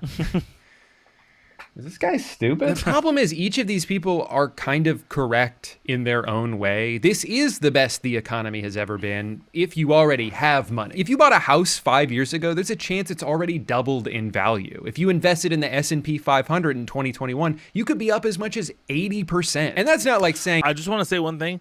If you don't know, house values are going down, actually. They're not greatly, right? But you see this? Yeah, the housing market is not doing like a lot of people are losing money on their houses right now, and it's there may be another crash, but it's like yeah. If you invested in the S&P 500 in 2021, you could be up as much as 80%. And that's not like saying you'd be rich if you just bought Bitcoin in 1973. That's just the regular stock market. You didn't need to have some genius level of foresight to be able to do that. You just needed to already have a bunch of cash sitting around. And obviously, for the overwhelming majority of people, that is not the case. If you're living paycheck to paycheck, you're not thinking about the stock market. If you're in your 20s, you haven't even been working long enough to save any money to invest. You don't get to benefit from rising home equity if you don't own a house. The only thing this graph represents to you is how much further away that dream is getting. Right now, the average age of home buyers is 59 years old. What a depressing statistic. This is the problem with an economy that disproportionately benefits asset holders instead of the people still trying to earn them. Wealth grows exponentially, but wages aren't even outpacing inflation, which means if your salary hasn't been going up every year, you're effectively making less money. Meanwhile, that's something that I think like is ignored. Like that's an aspect of capitalism that is there are so many problems with capitalism, right? But like that's an aspect that I think universally people just ignore talking about what's so like the fact that everybody has this unnerving fear that they're not going to get a raise and they're going to be outpaced by the economy. I mean, like we talk about it, but we never say like the fact that everybody is trying to get a raise at the same time as everything goes up is fucking is I think the most terrifying thing. Even for my channel, like I'm trying to grow my channel, right? And like everywhere across the board for like everything that I've done, like even in esports, like EVO was down this year, like my channel made less money. Like a lot of stuff has made way less money, and a lot of people are really struggling, right? But like this pervasive, like, fuck, if I don't make $5 more than a week ago, I'm gonna fucking go ballistic, right? Like, that pressure puts people into more aggressive and shitty and, like, morally duplicitous places. Like, there's a difference between, like, struggling and, like, feeling like you're gonna fall off. That feeling like you're gonna fall off makes people do some fucking crazy fucking things. And with that's why the inflation being so crazy is what's fucking scared people. I feel like, you know, there was a period of time where, and maybe it's rose-colored glasses, where, like, people were like, oh, you have to make this amount of money, and, like, you know, prices are staying relatively okay. Like, maybe during the Obama era, or a little bit after the Obama era, even during, like, the mid-Trump era, right? Like, the prices weren't this crazy until COVID hit. But, like, man, like, the last, like, year or 2 years, especially with the tariffs fucked everything, dude. It's been very tough. It feels like we're all, like, running to catch a fucking train, but not like oh, stop, get the train, go to the stop. We're trying to grab onto the railing of the train and shit like that as it's going into the subway tunnel, and hoping we don't get clipped by the sides.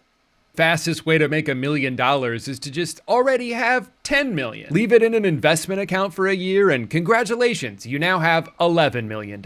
At a larger scale, this is why it feels like there's two different economies happening and they're both moving in opposite directions. 50% of the stock market is owned by the top 1% and only 1% is owned by the bottom 50%. Don't let somebody tell you that these numbers going up should discredit your own lived experience. Don't let somebody who's benefited from untaxed inheritance or years of compound interest granting them passive income tell you that your problem is you're just not working hard enough. No, the real answer is, sorry, you should have been born sooner. Have you thought about that? Maybe instead of wasting all that time farting around kindergarten class, you should have been investing in real estate. It's not my fault you're lazy. People are getting squeezed in every direction while also being gaslit into thinking that it's somehow our fault. There's CEOs in earnings calls bragging about how they get to make customers pay for inflation so they don't have to. The economy is so bad right now, I'm about to segue into an extremely ill-timed brand deal in a video about greed. You think I like looking like a hypocrite? Of course not.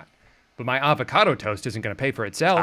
I'm upside down. Also, I need to study this guy's, like, sponsors, because, like, I need to do, man, like, he's funny with his sponsorship, like, clips and stuff like that. Economy sucks ass for most people right now. The only reason we're not technically in a recession is because the GDP is still going up. But the only reason the GDP is still going up is because of the AI industry.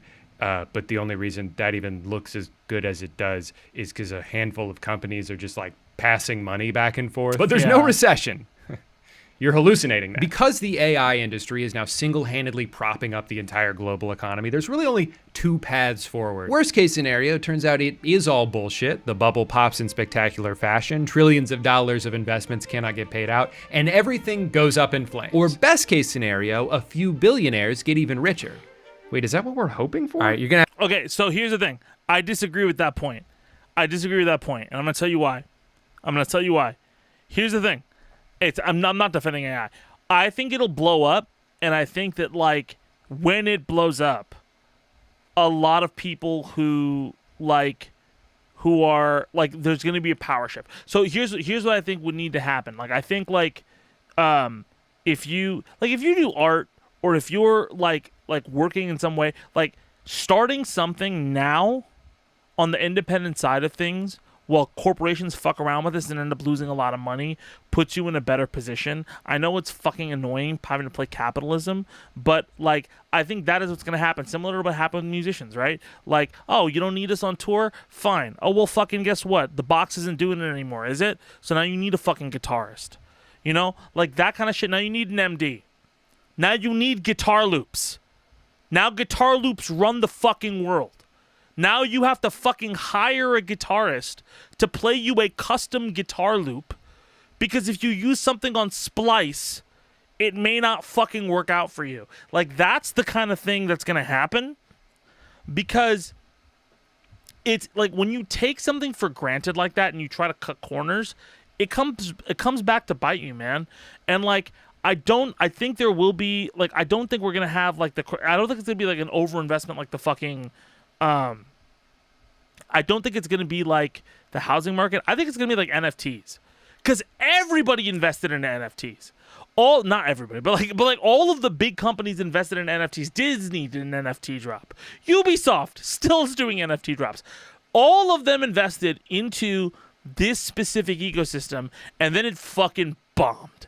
And it bombed, like Matt Damon did a fucking commercial. And then got a South Park episode fucking him up. So like, I think it's gonna come. There's gonna be a clapback, man. But I don't think it's gonna crater the world economy. I think it'll be a scary dip, and like it may hurt, like it'll hurt me, hurt a lot of people. But like I do think it'll reset. I think AI is gonna be less interesting, and people who can make shit for themselves will do fine. You know, it's the same thing. Like all of this stuff. Like the thing about like the economies that we live in right now, is they're all based on people going way too like just fucking barreling headfirst into whatever they think is gonna work, and just over leveraging themselves into all of it, right? Oh, NFTs, let's put everything that we have into NFTs because it's the future, we have to fucking do this. Oh, let's do this because it's the future, we have to fucking do this. And eventually, they fuck up. Because, like, you're over-investing, and people get bored. Nobody thinks that people will ever get bored. They think this is going to be the new normal. They get bored. Everybody missed out on Instagram and YouTube because they thought it was, oh, this is just whatever. It's not going to, it's a big thing now, but it's not going to like overtake TV and all that shit. And now it has. And by the way, it also lost. Those have had like dips. Like those have had dips. They've just come back. So like people get bored of shit, and they're going to get bored of AI too. I'm not downplaying. I'm not saying it's not a scary threat, but I am saying that like there are mitigations and ways to fight it. And I don't think our world is gonna like. I think AI companies are being really stupid investing all the shit into it. Like even with the RAM prices going up. I looked into it. Like RAM prices have had these spikes before. Like this is a crazy spike right now with Crucial exiting the market. But like, I will tell you, right? Like when AI fucks up and these have to go back into the consumer market, prices are gonna go down. You have to wait. It's a shitty time to build a PC, right? But like, if anything, you'll put your money where your mouth is, and wait for things to die down. Here's a good example. I play One Piece. I play fucking card games, right? Where is it? Where the fuck is it? I play One Piece, right? The card game. I have a bunch of it on my desk. No, I don't have it on my. The newest set. A bunch of people who play Pokemon saw that One Piece is doing well, and they decided to just fucking buy out everything. Overnight, all of the prices went insane, right? I have a special an SP card that I got from the latest set that was worth about $120 like a week ago. It's now worth $340. Fucking few days. It's crazy. And like I have boxes up there that are worth like I made a lot of money. I haven't even sold anything, but just I have assets that make that much. So. Does it mean that like, oh, it's going to keep going up? Keep going up? No, because no one's buying them. No one is buying those cards because everybody in the community is like, fuck that noise. I don't want to fucking buy. And by the way, the good thing about One Piece is that like building like the top tier decks is cheap. The best deck in the format right now costs $20. Like $20 to build out the best deck in the entire format of this card game, right? And fucking like all of these people trying to like beef up like oh, they're all gonna buy it, these fucking anime nerds and all this shit like that. They're all gonna fucking crater. Because also Bandai caught wind of this, released a second wave and cratered them. You just gotta wait it out. And all people who are greedy don't think about human capital, but they also don't think about human will either. Like, corporations think people are going to roll over and fucking just, like, take whatever the fuck happens, right? But, like, the reason I think AI is going to backfire on them, right, is because people still have to buy whatever the fuck you make, right? And like, there's a reason. Like, if the consumer market was nothing, like when consumers don't fuck with your thing because it makes them feel bad, and you've spent so much money on it, and you start to lose all that ad revenue, then my man, you gotta go back and fucking on your knees and ask, like, you know, what you did wrong. You have to bear with me while I go on another AI rant here. I know I do this like every 6 months. No, go for it. It's not going away. It doesn't true. count as beating a dead horse if the horse is still alive. We got to kill that horse first. People largely do not like AI and are worried about the future it imposes. It's currently being used to make a bunch of promises that almost no one asked for. The main appeal of it comes from corporations who see advancements in AI as a way to further reduce their dependence on human labor. The only thing cheaper than outsourcing jobs is just eliminating them altogether. The wet dream that soils the sheets of every CEO is a company that's somehow run entirely on its own, and they can just sit back and collect all the profits for themselves. No more dealing with pesky labor laws or health insurance or can I have Saturday off? My family died. No! Shut up. That's the eventual goal. This guy's funny, man. I like this guy. And why they're all pouring billions of dollars into NVIDIA chips and data centers and cool shirts for Mark Zuckerberg. And in the meantime, we're stuck with ChatGPT, a humanized Google search designed to affirm whatever belief you share with it, even if it's incredibly dangerous. Or that's the other thing. Like, humanized Google search is very accurate. Like, it's like Google on its own, Google search has a lot of problems because it'll steal from websites and put that shit up there, right? But like, humanized, that's exactly what it is. I think that's exactly what it's going to boil down to. It's going to be like fucking Siri, right? Siri was scary, and then it's like, oh, it's actually not that great, right? ChatGPT is just, it's Google search with the same problems of Google search, which is like, you know, when you search on Google and you'll get like the first 5 websites and like 3 of those websites are just fucking like generated websites that don't really say anything. They're just fucking clickbait meant to sell you a bunch of ads and they don't actually get your answer anywhere. They're all fucking like sales funnels. It's the same shit. It's going to be the same fucking thing. Generative video apps that are already being used to trick people into thinking something happened that didn't actually. By the way, very quickly, for those of you who are just joining, hey, we've been live for an hour. We've been talking about a bunch of different things like the Miami Mayor's race. I want to stream more. Please, if you can, donate some super chats to us because it's great. I don't have monetization on this stream because I love y'all and I don't want to fucking serve you ads. So super chats, let me keep doing this. So I appreciate y'all. We're watching the Drew Gooden video, hanging out and talking about greed and AI and why it's bullshit. Happen. Awesome technology. I'm so glad this exists. And I think the best thing we can do to fight back against AI is to simply not engage with it. The problem is, even if you don't use these tools, if you live in certain parts of the country, you might be paying for them. There's been a lot of really good investigative journalism done on all these new data centers that are popping up around the country. Who's funding them and who's getting screwed over in the process. For example, some residents in New Jersey who noticed that their power bill kept going up, even though they were actually using less electricity than usual. Well, it turns out it's due to an overall supply cost. Basically, when the total amount of electricity usage in an area goes up, power companies tend to pass those higher costs onto their customers. And for the past several years, electricity usage has been skyrocketing, with over half of that increase coming solely from data centers. Your utility bill is going up because Elon Musk wants to pretend to have a girlfriend. You see, AI doesn't just exist. That there's a lot of data centers in California, and I never told anybody this, but my electric bill at the last place I was at was fucking insane. It was fucking insane, dude. Listen, we weren't using like there was a point where we were like, oh god, we must be like doing some crazy shit, right? Like we gotta turn off everything. Bro, like there was a point where our electric bill, I shit you not, for like 2 months was like $900. That's fucking crazy, dude. That's fucking crazy. For $900? Like, that's insane. And like that's one of the reasons I moved too. You know, and it wasn't just me.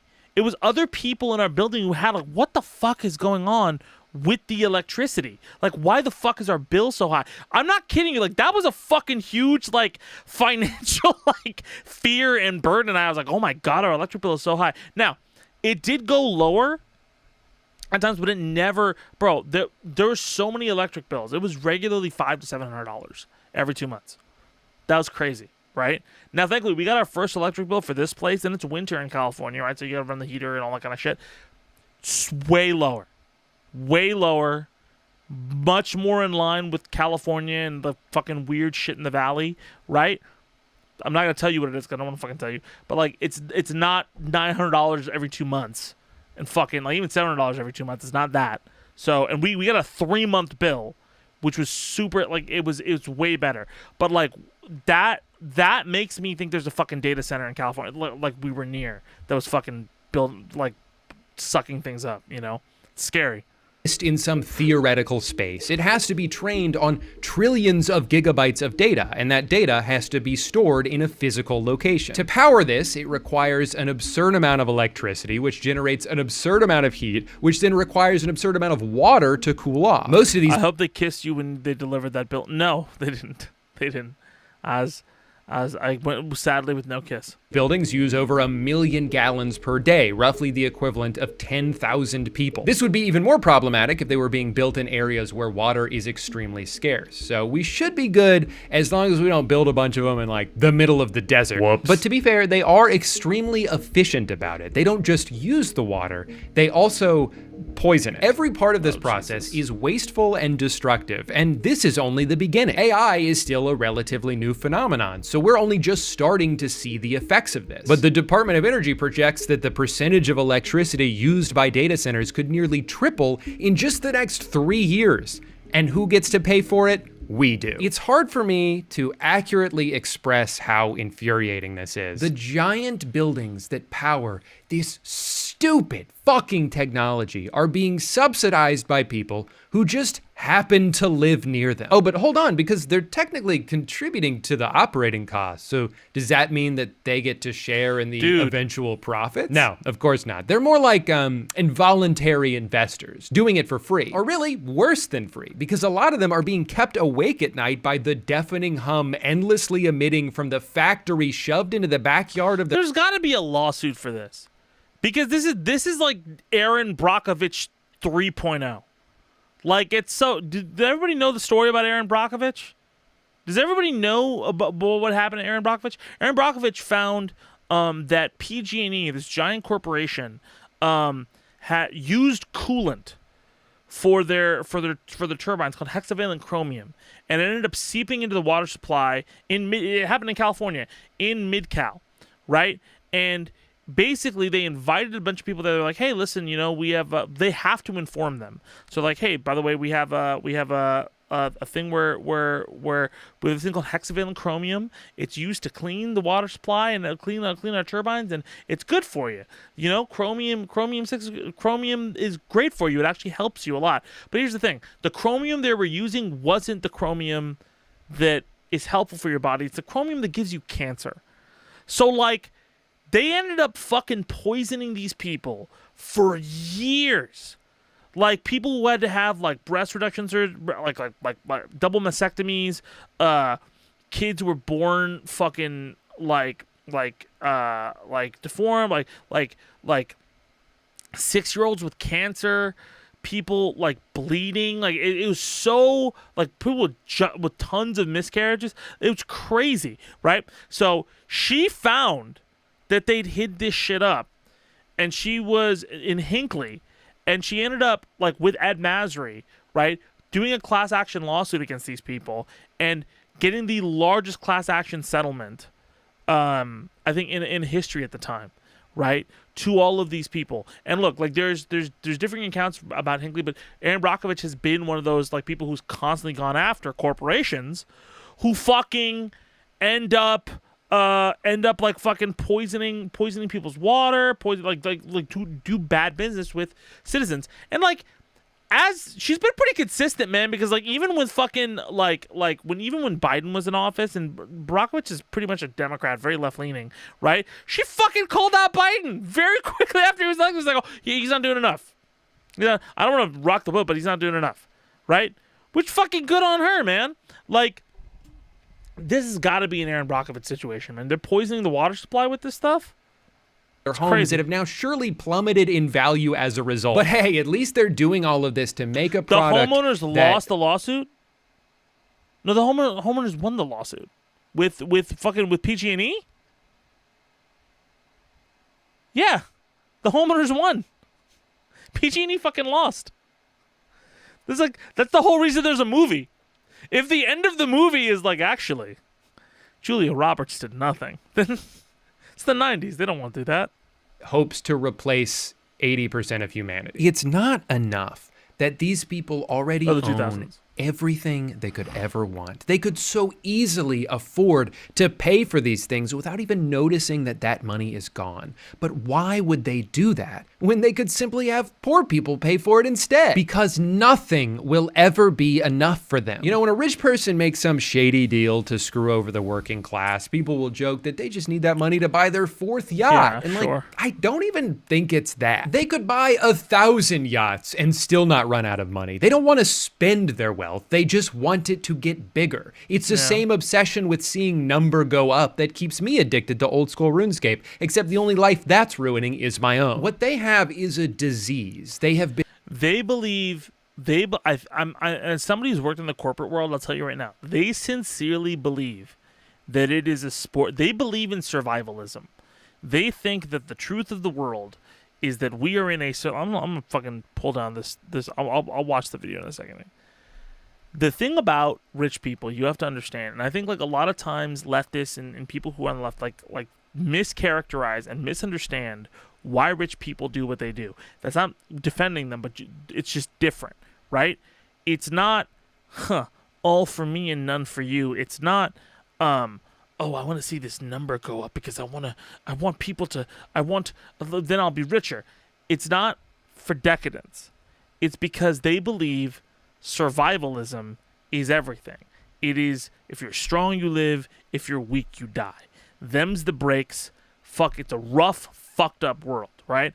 If you tell, like there are people like Donald Trump and like, who's the other fucking guy? Not even Jeff Bezos, but people like Donald Trump, people like fucking, there are people who, like there are other people in Trump's orbit who fucking, like, just poo-poo rich people, like Kevin O'Leary, and like all these people who are just like, whatever, fucking, you know, if you're not working, like I'm not gonna, these people aren't fucking worth the underside of my boot for how hard they don't work to get money, right? All those people who look down and spit on poor people, like Trump, they are rich, but they're a percentage of the rich. The other percent, right, the other large part of rich people, which I think people need to understand, is there are people who think this is a sport, right? Mark Cuban thinks it's a sport. He's kind of in this thing, right? Like, they think it's a sport. And within that subsect, there are people who believe, like, it's do or die, and if you fuck up, too bad, fuck you, right? And they're very, very much so fuck you about it, right? So, like, when it comes to, like, fighting these people, you have to understand that's their goal. It's not that they look down on you. It's that they think that it's survival of the fittest, right? And they leverage everything so that they can constantly, like, be like, you know, if I do this, then I'm going to survive longer. If I do this, then I'm going to survive longer. It makes it easier to predict their movements. The reason they're going so gung-ho into fucking AI right now is because they think if they don't, they're going to die, right? You know, and some of them may be right. You know, like, they have to understand the technology very, very well. Even the NFT shit, the NFTs were a scam, but understanding blockchain was smart, because now if that technology ever seeds or ever scales, right, they'll have an understanding of it. But the problem is that the way that technology manifested bankrupted so many people and turned into a scam that it's really not feasible right now. It's just completely fucked up. If you're still doing so all of those people who were trying to survive fucking, like, left it, right, and are trying to do other shit, and all the other fucking people who are still doing crypto are fucking up. Right now, AI is the same thing. Like, people are going to leave this thing, and they're trying to be ahead of the curve, but they're going to be there for like a little bit, and unless they can withstand the pain years, it's not going to fucking pan out. And like, you have to understand this about rich people and the way they look. Like, the rich people look at you as like a fucking cockroach and callous and everything like that. Yeah, they're fucking idiots, and they're underestimating how fucking weak they actually are. The people who look at it as survivalists are really scary and really tenacious and will do anything to fucking morally unscrupulous or whatever, right? To just make sure they survive. And so sometimes they'll do things you don't predict, and they'll go to depths you don't know and do really fucking weird loopholes that you're like, why the fuck would you do that? Because they're scared of fucking losing everything. And then if you understand like that's how far they'll go, it's much easier to understand, okay, well, these are the policies that we need to implement to fucking cut these people off. That's why Lena Khan scares those people, right? Because she's an immediate block to like, well, your infinite survivability, you have to play by the rules. You can't just you have to roll the dice like everybody else in this economy. If you want capitalism, you have to play capitalism. You can't play oligarchy, you know? Fuck out of here. And scourged with the blight of insatiable greed, cursed to an very quickly, I gotta give a shout out. Thank you so much, Cade Winter 626 $9.99 for that super chat. I appreciate you so much. Thank you, Cade. Art will always matter, but Pandora's box is open. AI won't replace masterpieces, but it'll handle the in-between work. Hype fades, integration doesn't. People hate bad AI, not AI. It's not going away. But here's the thing, though. But even that is not like entirely true. Like, I understand to some extent, right? Like, it integrates in ways that you don't expect it to integrate, right? It becomes like let's say AI is the middleman for like CGI, right? Let's say like for suddenly like it's gonna basically make quick and dirty CGI shots that like a lot of lower tech firms will not be able to make. The problem is that AI relies on old technique. It's just built on old technique. So like the industries consistently evolve. It's the same thing with music. Like if Suno right now, like Suno's already behind. The reason Suno is behind is because musicians evolved past AI, right? Like we had this shit for years. Like the Drake changing his voice to Taylor Swift. We had that shit for fucking years, man. All right? So like even that, like with like library music, give Kevin MacLeod doing that kind of stuff, right? Eventually that hits a wall. Because the thing that makes music and all of these industries scale is, like I said, spike points.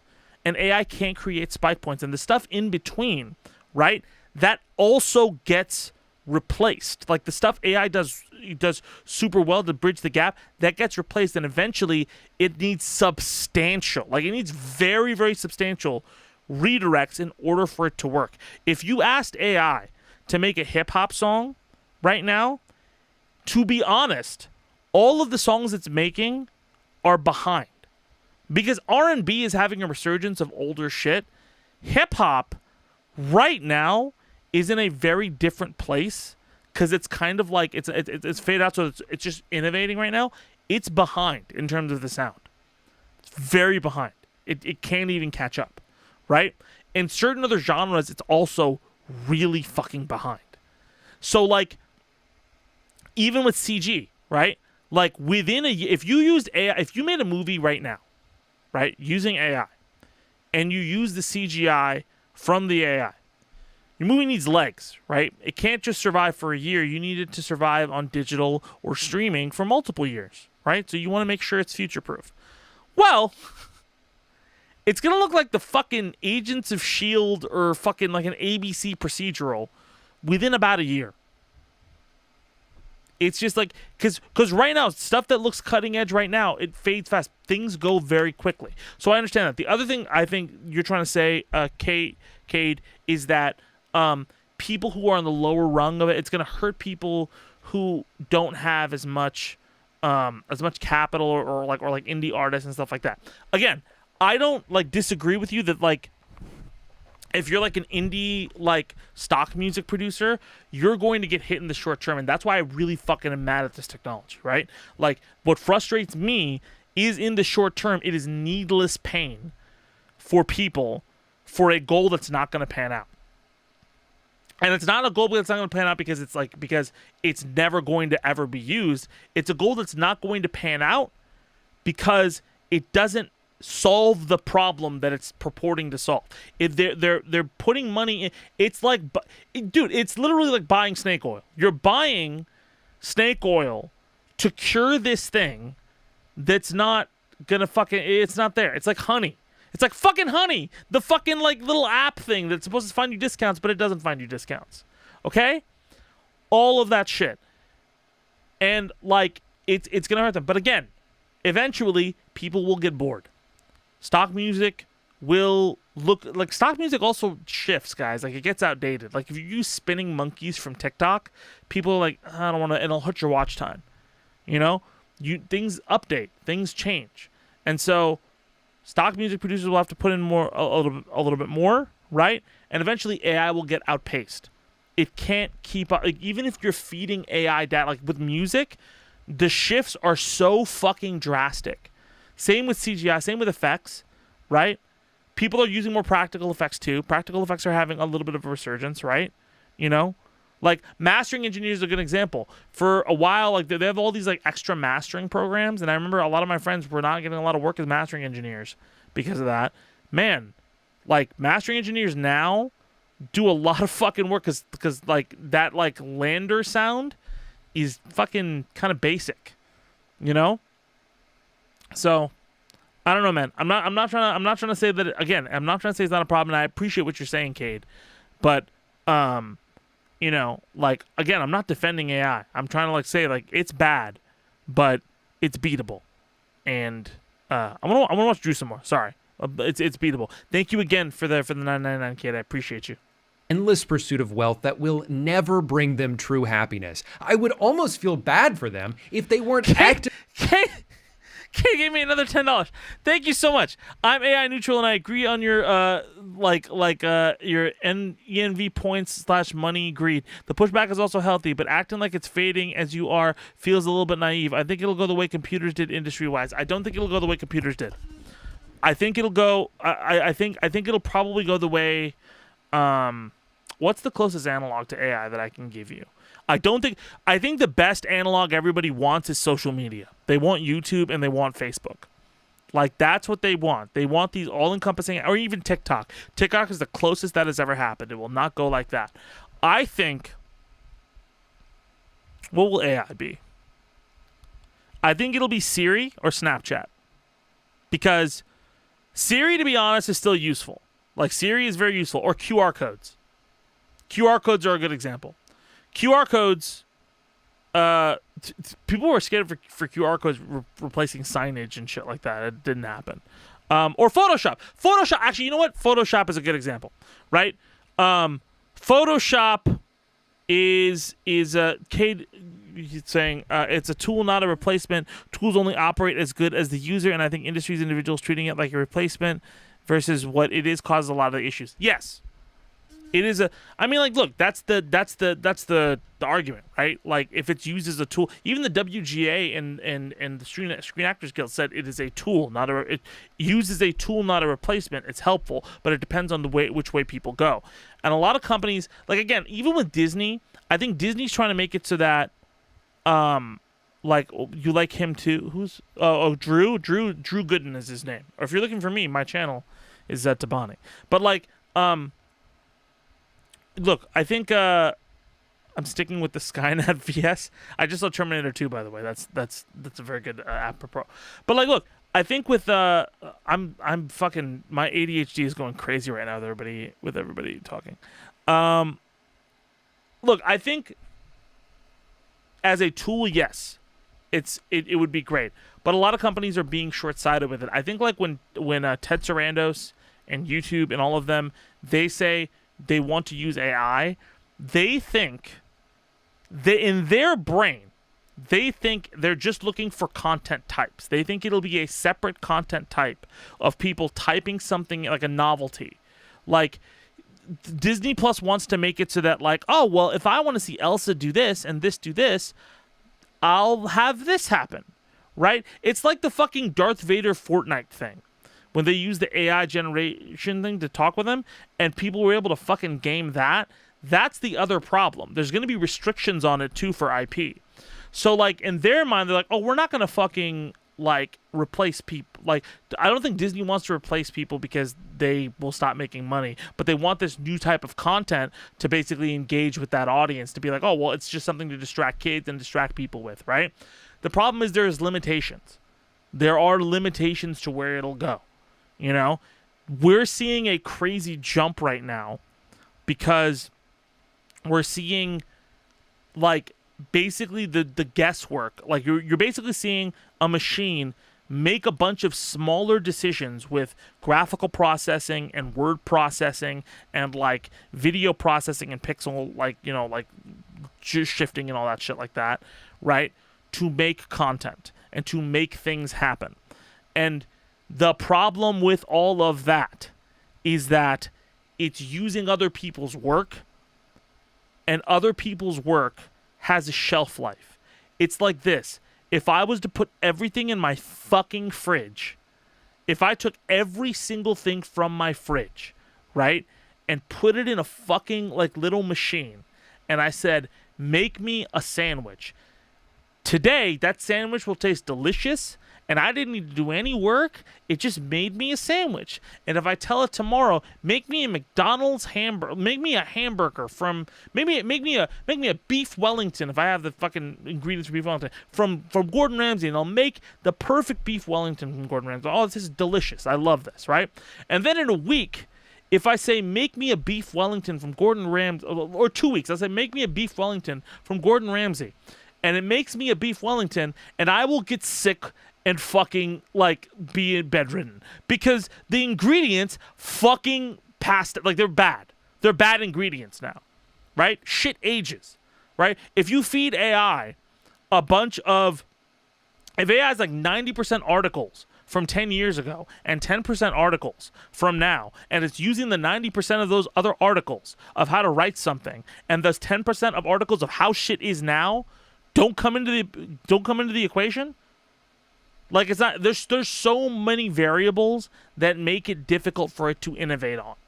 Again, not saying it's useless, and not saying it's not ever going to be anything, and it's not going to hurt people, or I'm not saying any of those things. But I am saying I want to quantify it, exactly what it is and exactly what the worries are, versus, you know, panicking, if that makes sense. Okay. Destroying the world in the process. One of the most... Hey, Zed, thank you for doing these streams. I have class tomorrow, so I gotta go. But could you please do a vid on the dual citizenship thing going? Please, I have a lot of family who are really worried. Yeah, I'll look into it. And I'll see what I can do. Let me check on that. I'm going on vacation on Sunday, so I have a little bit of time. So yeah, but I'll see what I can do. I appreciate you, man. Have a good time in class. Frustrating things about this problem is that if you even try to suggest that maybe these guys should just have a little bit less money, like, you guys can still be rich, whatever, just turn it down a notch because you're kind of making shit terrible for everybody else. Yep. You're treated like you're crazy. No, yeah. This is the American way. If you don't like it, then leave. And yet these ideas aren't radical. They're not even new. Most people who advocate for a more progressive tax system are only calling for a return to something that used to exist in this country. We just forgot about it. So I think it's important to do a little history lesson here. If you can believe it, there was a time where the working class in this country actually had it really good. And it was mostly because things got so bad during the Great Depression that the government was worried about the country collapsing. Thousands of banks had closed, millions of people lost their entire life savings, unemployment peaked at 25%. So in fear of a revolution happening, the government was like, all right, fine, we'll give you livable wages. Just please put that musket down. I don't like the way you're looking at me. So the New Deal was born, and with it came Social Security, better labor standards, the right to unionize, a national minimum wage, an 8-hour workday. And over the next 2 to 3 decades, America became the most prosperous country on earth. Productivity skyrocketed and wages rose with them. Extra profits weren't just redistributed to employees, but their employers were proud to do it. They would brag about how lucrative it was to work for them. Look, 37% of profits went to our employees last year because this is a team effort, and when we win, they win. In 1943, Johnson & Johnson puts out this mission statement that's like, here's our list of priorities in order. Customers number 1, we gotta make good products. Employees number 2, everyone who works here needs to feel valued and respected. Our community number 3, we all wanna live in a better world, and as a company of our size, we feel like it's our responsibility to contribute to that however we can. And finally, all the way at the bottom, our shareholders can just have whatever's left. Of course, we need to make a profit to survive and grow, but that should just come naturally as a byproduct of focusing on these 3 tenets. Compared to modern corporate standards, this is all such a foreign concept that it almost sounds like it's coming from a fictional universe. But this is true, and it's something that's so you notice, like, when people like offshoot from these corporations, when a large group leaves, like, you'll look at game developers who leave fucking big corporations like Ubisoft or Capital or all these other different corporations, and they'll leave and they'll be like, you know what, we're gonna found a company on those kind of ideals, right? We're gonna make money, but we're gonna do it the right way, and we're gonna take care of people and all that kind of stuff, right? And like, they do well. Like, when they put out a product, they do fucking well, right? Because people don't want to work in miserable fucking places all the time. It's really scary because of how terrifying capitalism is and how much of an uphill battle a lot of this shit is, right? But man, those corporate standards, I feel like, are such short-term fucking goal. Like AI is such a short-term fucking goal, man. Like, bro, I see so many. Wait, what's going on? Restrictions in this admin. Hold on. What's going on? It's final season lost to. Oh no, so, okay. I thought something else happened. Yeah, but anyway, like, what I was gonna say was, like, when it comes to like AI and like corporations, stuff like that, it's such a short-term fucking goal. Corporations think in such short-term like fucking goals instead of like and whenever they think of long-term goals, it's so like, it's not the most obvious thing. They think about, like, they overshoot it so much because they're all just trying to keep their fucking jobs, right? Most of the time when people are like, oh, this is a pretty simple thing, it's just quality of life shit, man. Like, nobody wants to work at a place that sucks. And like, that's like at the corporate jobs I had, like, there are so many things that they could instantly fix and make productivity easier. And it's hard because of the way the structure is. I worked at Apple, loved working at Apple, right? I worked at iPad, I fucking hated it. It was really bad. Actually happened. This was just America 70 years ago. Now, during this time, what do you think the tax rate was on the wealthiest Americans? For reference, in 2025, the highest income tax bracket is supposed to be around 24%, but because of how many ways there are to circumvent the rules, it often ends up being as little as 3%. Yep. For someone like Elon Musk, who doesn't take a salary from Tesla and instead just owns a large percentage of its stock, as long as he doesn't sell any of that stock, then technically there's no income to tax him on. Now, he can still leverage the value of those stocks to make purchases, you know, like how money works, but it's still not taxable because of the rules. This is how people like him and Jeff Bezos can be, in terms of net worth, 2 of the richest people on the planet, and in some years pay $0 in taxes. In the middle of the 20th century, the tax rate on the ultra wealthy was not 3% or 20% or even 50%. It was between 70 and 94%. It honestly sounds crazy, but even a lot of the people being taxed understood that it was necessary for society to continue to exist. And having a strong middle class was a crucial investment into the future of the country. But I don't know, man, I just think it's kind of interesting that during what's referred to as the golden age of capitalism, the government did a bunch of socialism. During the period of time... That's an important thing. I think there are things like... Look, I don't think socialism is a silver bullet. I think like everybody who treats socialism as like it's the perfect silver bullet. Like, people are still running it, so people will still be correct. Like, all the socialistic countries we've talked about also have problems, but like, it's because of people. So like, the idea that like like the people treat capitalism like a religion, and it took socialism to make it work, is so interesting to me, you know? And like it makes so much sense that like boomers feel this way about this fucking time period. That you know? birthed the idea of the American dream. The government was taxing the absolute shit out of the richest Americans and using that money to provide jobs and welfare programs for everybody else. A single income household working a regular ass job could afford to start a family, buy a house, send their kids to college, and retire at a reasonable age. No wonder people who grew up then gush about capitalism the way they do, because for them, it was great. Yeah. But at this point, it is disingenuous to use that time period as the example for why capitalism works, because that version of it stopped existing a long time ago. The generation of people who started as beneficiaries of a more equitable system changed the rules once the roles were reversed and they had the power. So what the hell happened? Everything was going great. What changed? Well, there were a lot of things, obviously, but one of the first big dominoes was the US's involvement in the Vietnam War, which was expensive and deadly, but to be fair, also accomplished nothing. And this had long-term ramifications. America had been diverting so much money away from manufacturing and towards defense that it opened the door for other growing industrialized countries to surpass them. More and more products were becoming cheaper to import than they were to produce. This led to factories getting shut down, unemployment starting to creep back up. A recession hits, and we're now facing a pivotal fork in the road in the late 70s. Either we could go back to what worked in the past, prioritize the working class, reinvest into our own infrastructure, try to help lift people out of poverty they've fallen into through no fault of their own. Or we say, fuck the government, we don't owe you shit, we're stupid, isn't that right? I don't even know my own name. Exactly, the deal is... Oh, dude, this is fucking funny. You know what's interesting? It's interesting that Vietnam was that, because the war in Iraq was that too. The war in Iraq was the same fucking thing. It caused so many problems. It fucked our economy. It, like, alongside the housing crisis, like everything. Fucking, like, it's crazy. And if we go to war with Venezuela, it's gonna be the same thing here. Like, it's gonna be the same cycle. The one thing that was interesting about the war in Iraq, though, is that it led to a period where people were like, "Yo, fuck all this shit," and they tried to like it was a different.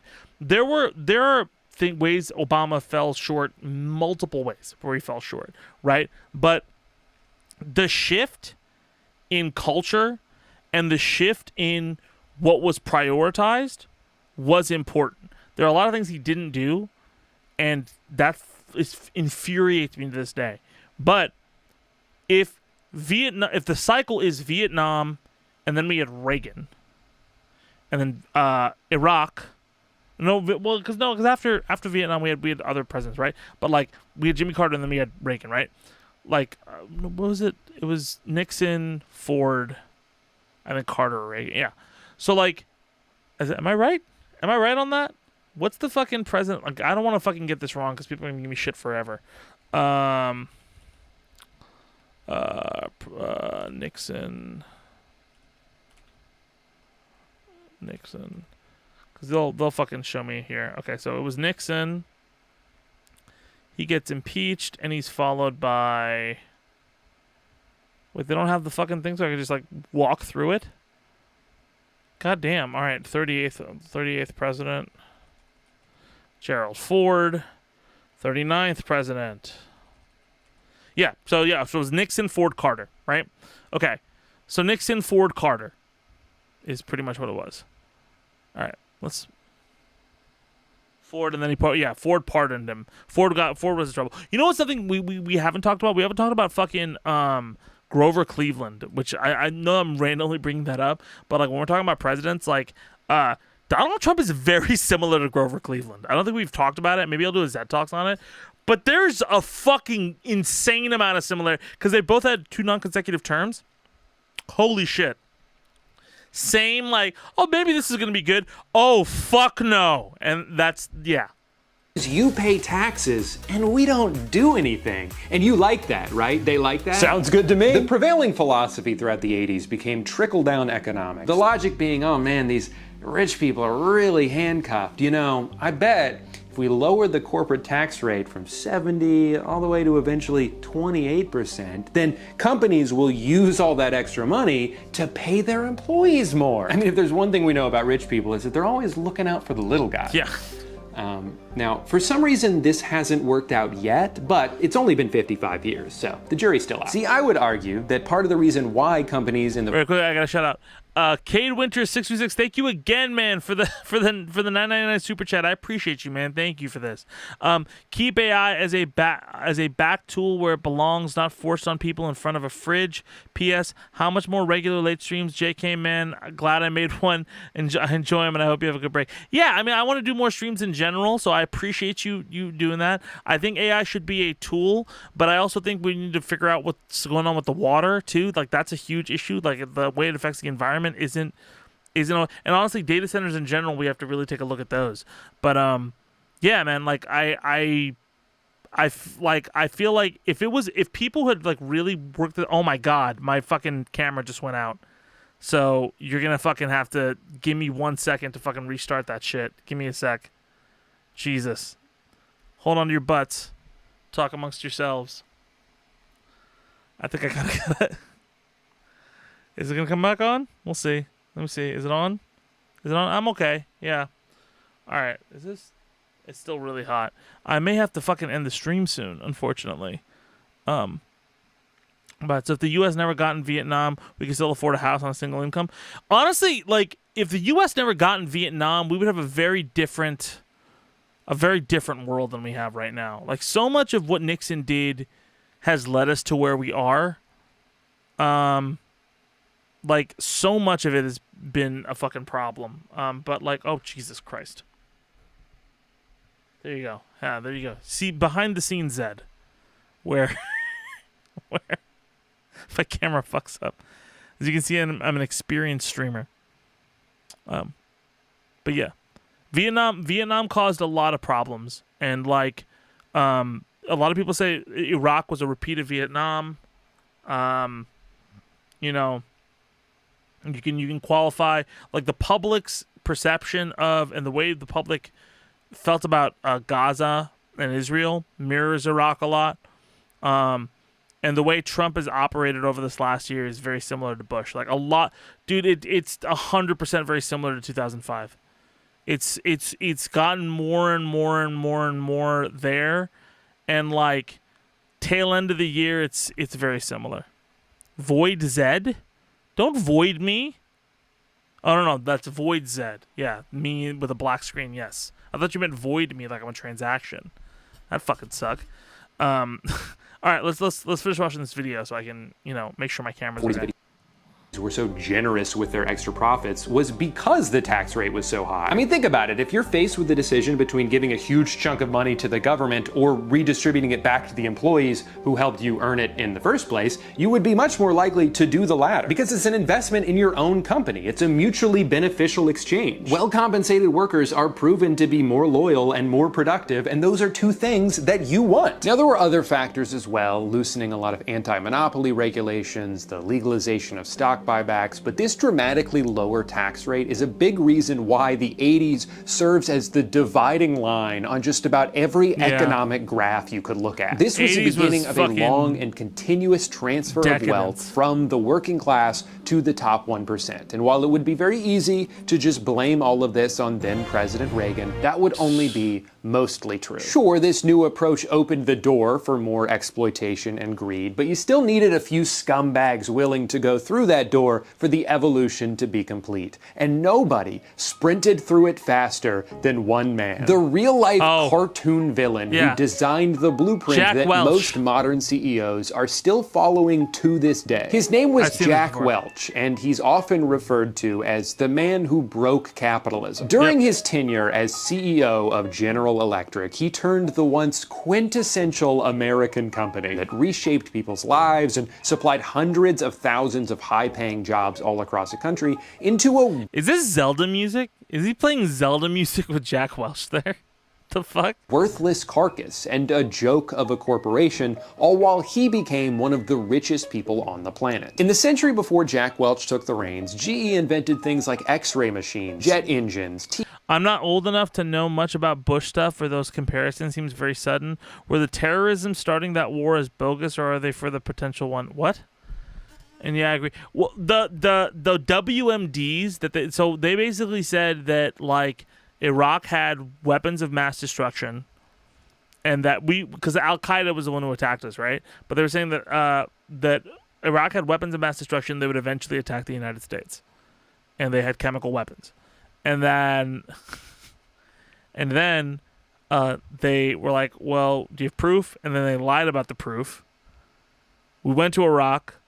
We fucking they fell. Iraq fell, and then they were like, "Oh, mission." Then Bush came out on a fucking aircraft carrier. I like this video, but you kind of get the point, right? Like, I don't. You can watch this on the chat one time, but like, fucking not Taylor Swift Nazi memorabilia. So like, Bush then came out on this motherfucker. He flew his plane. He flew a jet onto here and did this press conference on a fucking aircraft carrier. Like, we won. Ha, we did it. Saddam lost, and then the war's over, and then the war continued for another few years because there were a bunch of insurgents, and you couldn't fight an insurgency like that. You would it was bad. It was so bad. And then, like, the public turned on him. Everything changed. The same fucking for Trump here, right? There was a dividing line this year. We didn't have a Hurricane Katrina, but man, did we have other shoes that dropped, you know? A lot of people worried about a lot of different things. So like, yeah, but like 100% it was bullshit. It was 100% like a lie. The war in Iraq, you know? It was the most enormous fucking technical blunder in history. And then even now Bush is like, there was no real point, you know? Like, at one point he was like, I think the history on Iraq will look like just a comma, and it is one of the most pivotal points in the 20th century. Yeah. His terrorist claims seem far more of a scapegoat. Yeah, it was a scapegoat, but like there was a real worry about terrorism in the early 2000s after 9/11, you know? And to be honest, like the war on terror emboldened a lot of terror groups. Like, it made terror groups like fucking pop. Like, it radicalized more terror, because their whole thing was like, oh man, the United States and the West hate us, and they want to destroy. They want to destroy our nations and then bleed our way out. And it basically emboldened more terrorism, because Al Qaeda and ISIS like to frame themselves as freedom fighters, when they are, like, Bin Laden and all these other people are terrorists. They co-opt movements, and they co-opt things, and they try to radicalize people for power. It's what they've done forever. You know, like, talk to anybody in the Middle East about politics, they always distrust, like, people in power. They always distrust all of that. So, like, Bin Laden would do this, right? And then he emboldened terror networks. He wanted power. So after Bin Laden, what else? There's another thing I was gonna bring up of another fucking group that was like fucking Taliban too. Like, look at how the Taliban acts now, right? Taliban, just massive terrorists who fucking who hurt women and everything, and then they were trying to like remake their image, and then they become more oppressive. I try to stop finding any noble cause when the reality is just financial incentives, to put it nicely. No, there are noble causes. Don't be cynicism. Like, everything is true. There are people who have, like, if you think that everything is noble, you're going to get fucked. But if you think there are noble causes, there are causes with incentives, there are people who, like, there's a bunch of different ones. It just depends on where people are. Right now, a lot of the people in power are incentivized because, to be honest, they don't understand how social media works in a consistent way. Like, they think that social media is this giant amorphous blob. They don't know how the fuck it works. They just know it's terrifying. And so when they see it, they're like, oh, I don't know what the fuck to do here, but I'm going to follow these incentives so I can make a little money while I'm doing it, you know? And if I get fucked, then I have a nest egg to fall back on, right? But you see people with, like Donald Trump. Donald Trump has goals for power, right?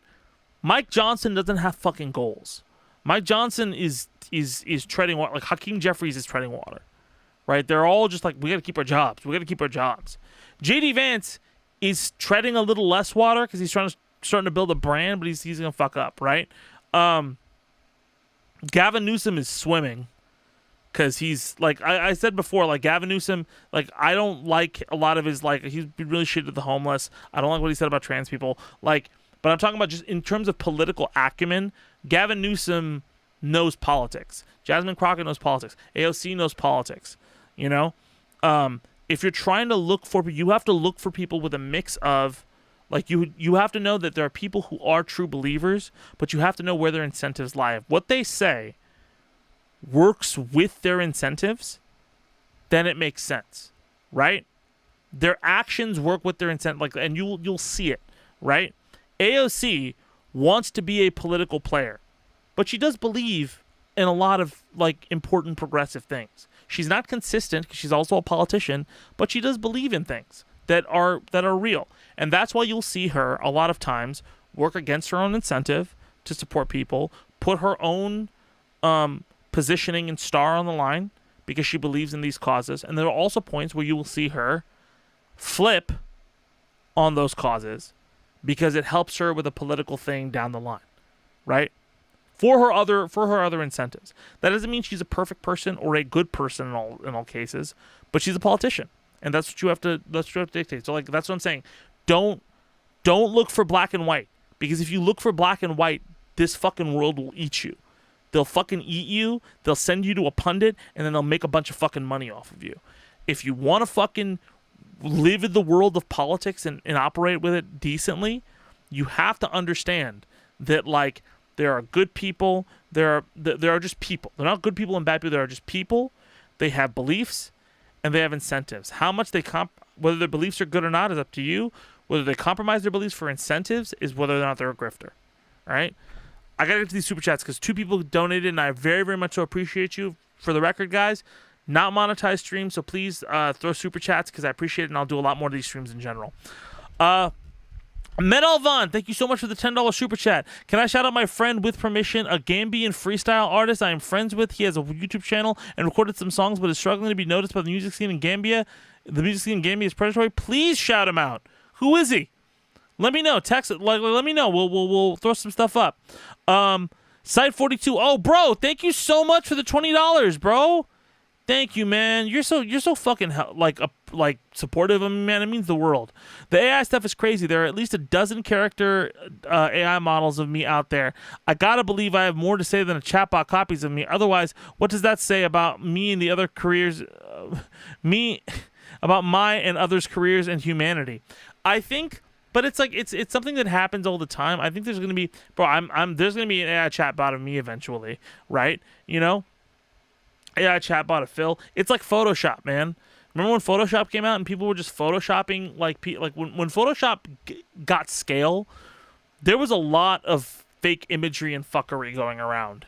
You know, like even like the 2016 election, I remember people were doctoring photos and shit. So like, you know, like Photoshop is scary. AI is very scary. It's Photoshop with less steps and can be more realistic in some circumstances. But there are always tells, and there's also a lot of mistrust the public has. So like, your humanity is authentic, man. Like, if it wasn't, then Impossible Burger would have taken over hamburgers already. You know what I'm saying? Like, people want the authentic thing. And also, you have a story behind you. Like, I have a story behind me. You know, like there's like I have a lot of different things going on to be able to make this like a worthwhile reason people watch me. If I'm just some guy talking, then it doesn't fucking make any sense. When people see me, there's a point to me. You know, AI, it's harder to do. You know, so that's a thing. But anyway, the early deepfakes were fucking bad, man. They're still really, really bad. Okay, well, like, that's Drew. I watched a little bit of Drew. This is still a fucking crazy thing that people thought this was real, you know? Do they really think that? Yeah. Yeah, oh, this is from fucking, like a crazy number of years ago. Yeah, man. Be careful out there. All the YouTube rewinds have been unlisted. Oh, is that true?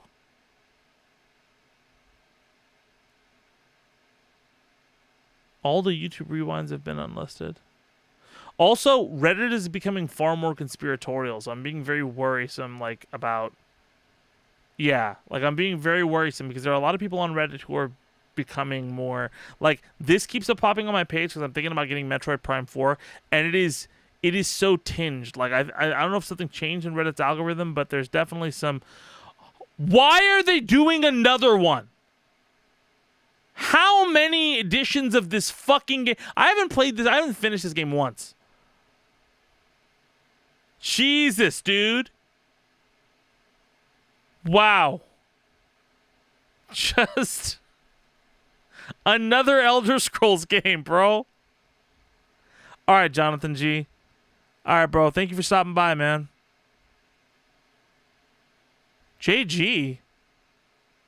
Is it the Jonathan G that I know? From a long time? Maybe. I don't know. If you are, hello. What's so good about this one? You get to pay again. That's what's so great about it. Okay.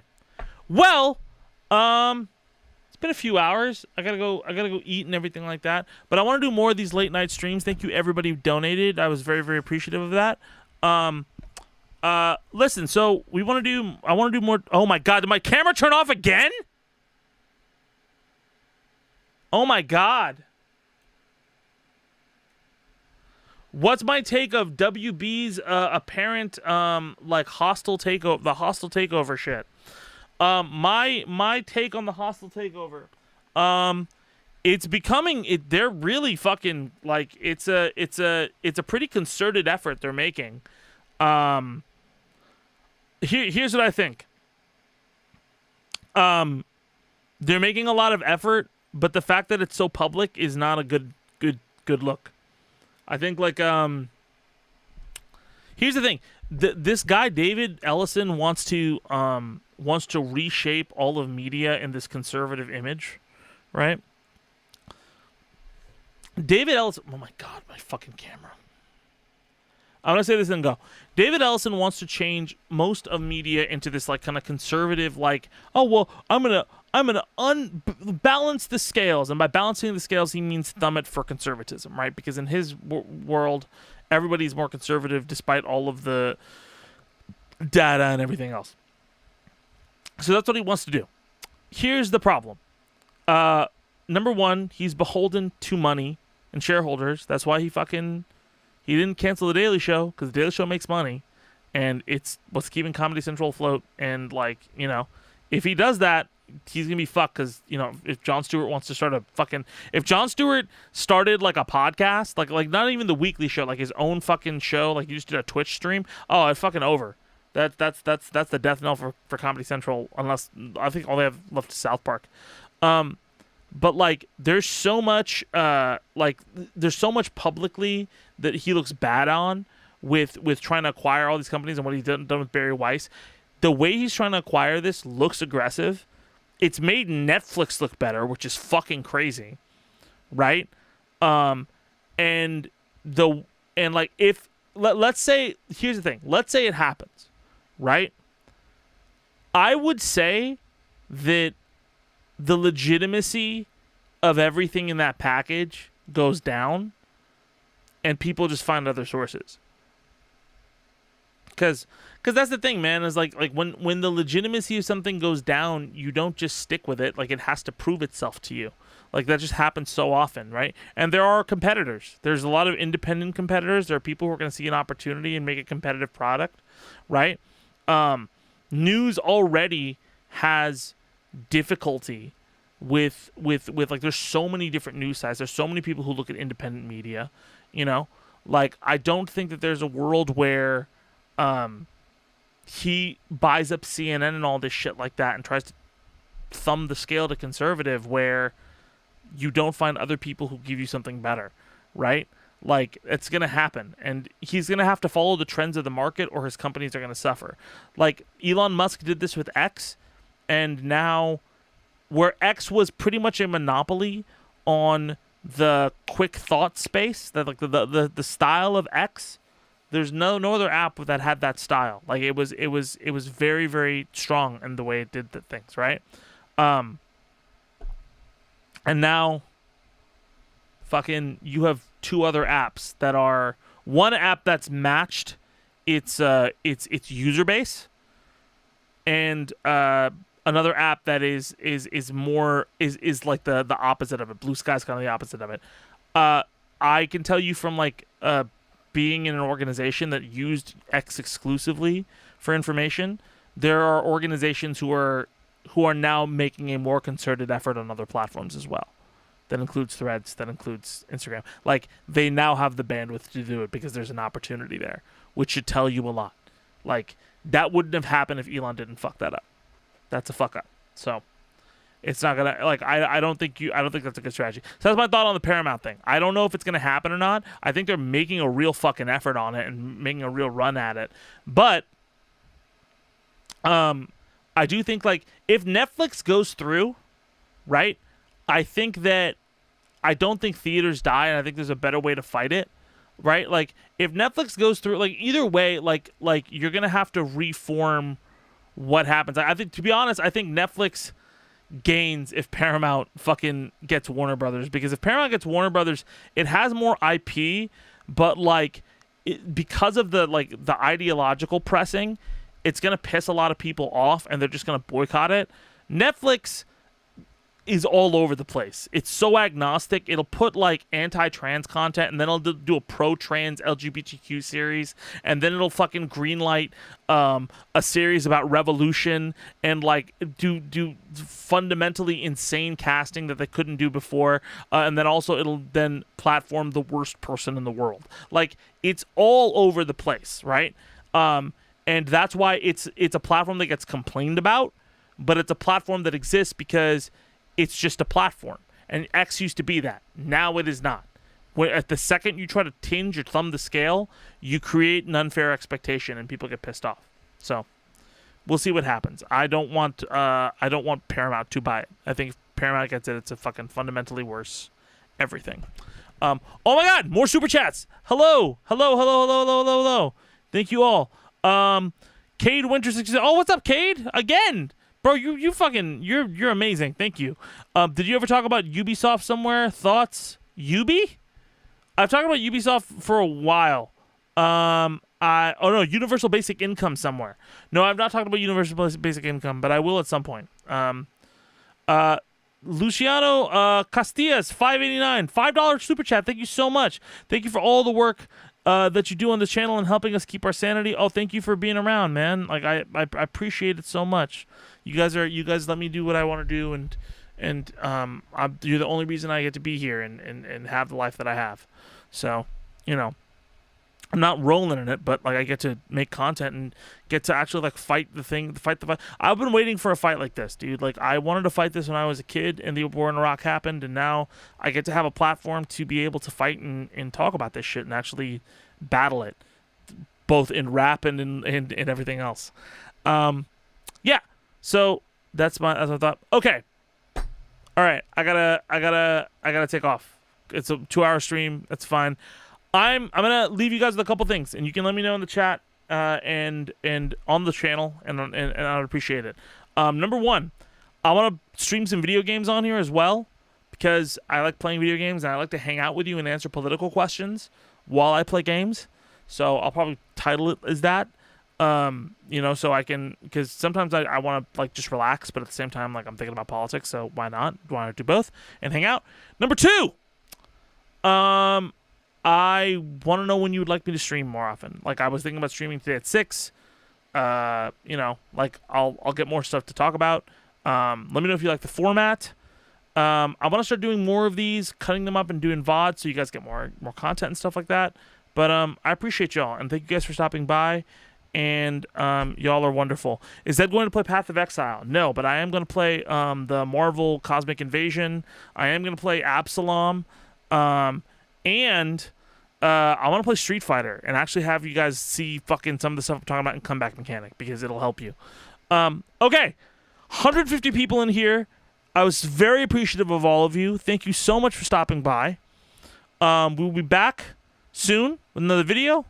And I appreciate y'all. Thank you.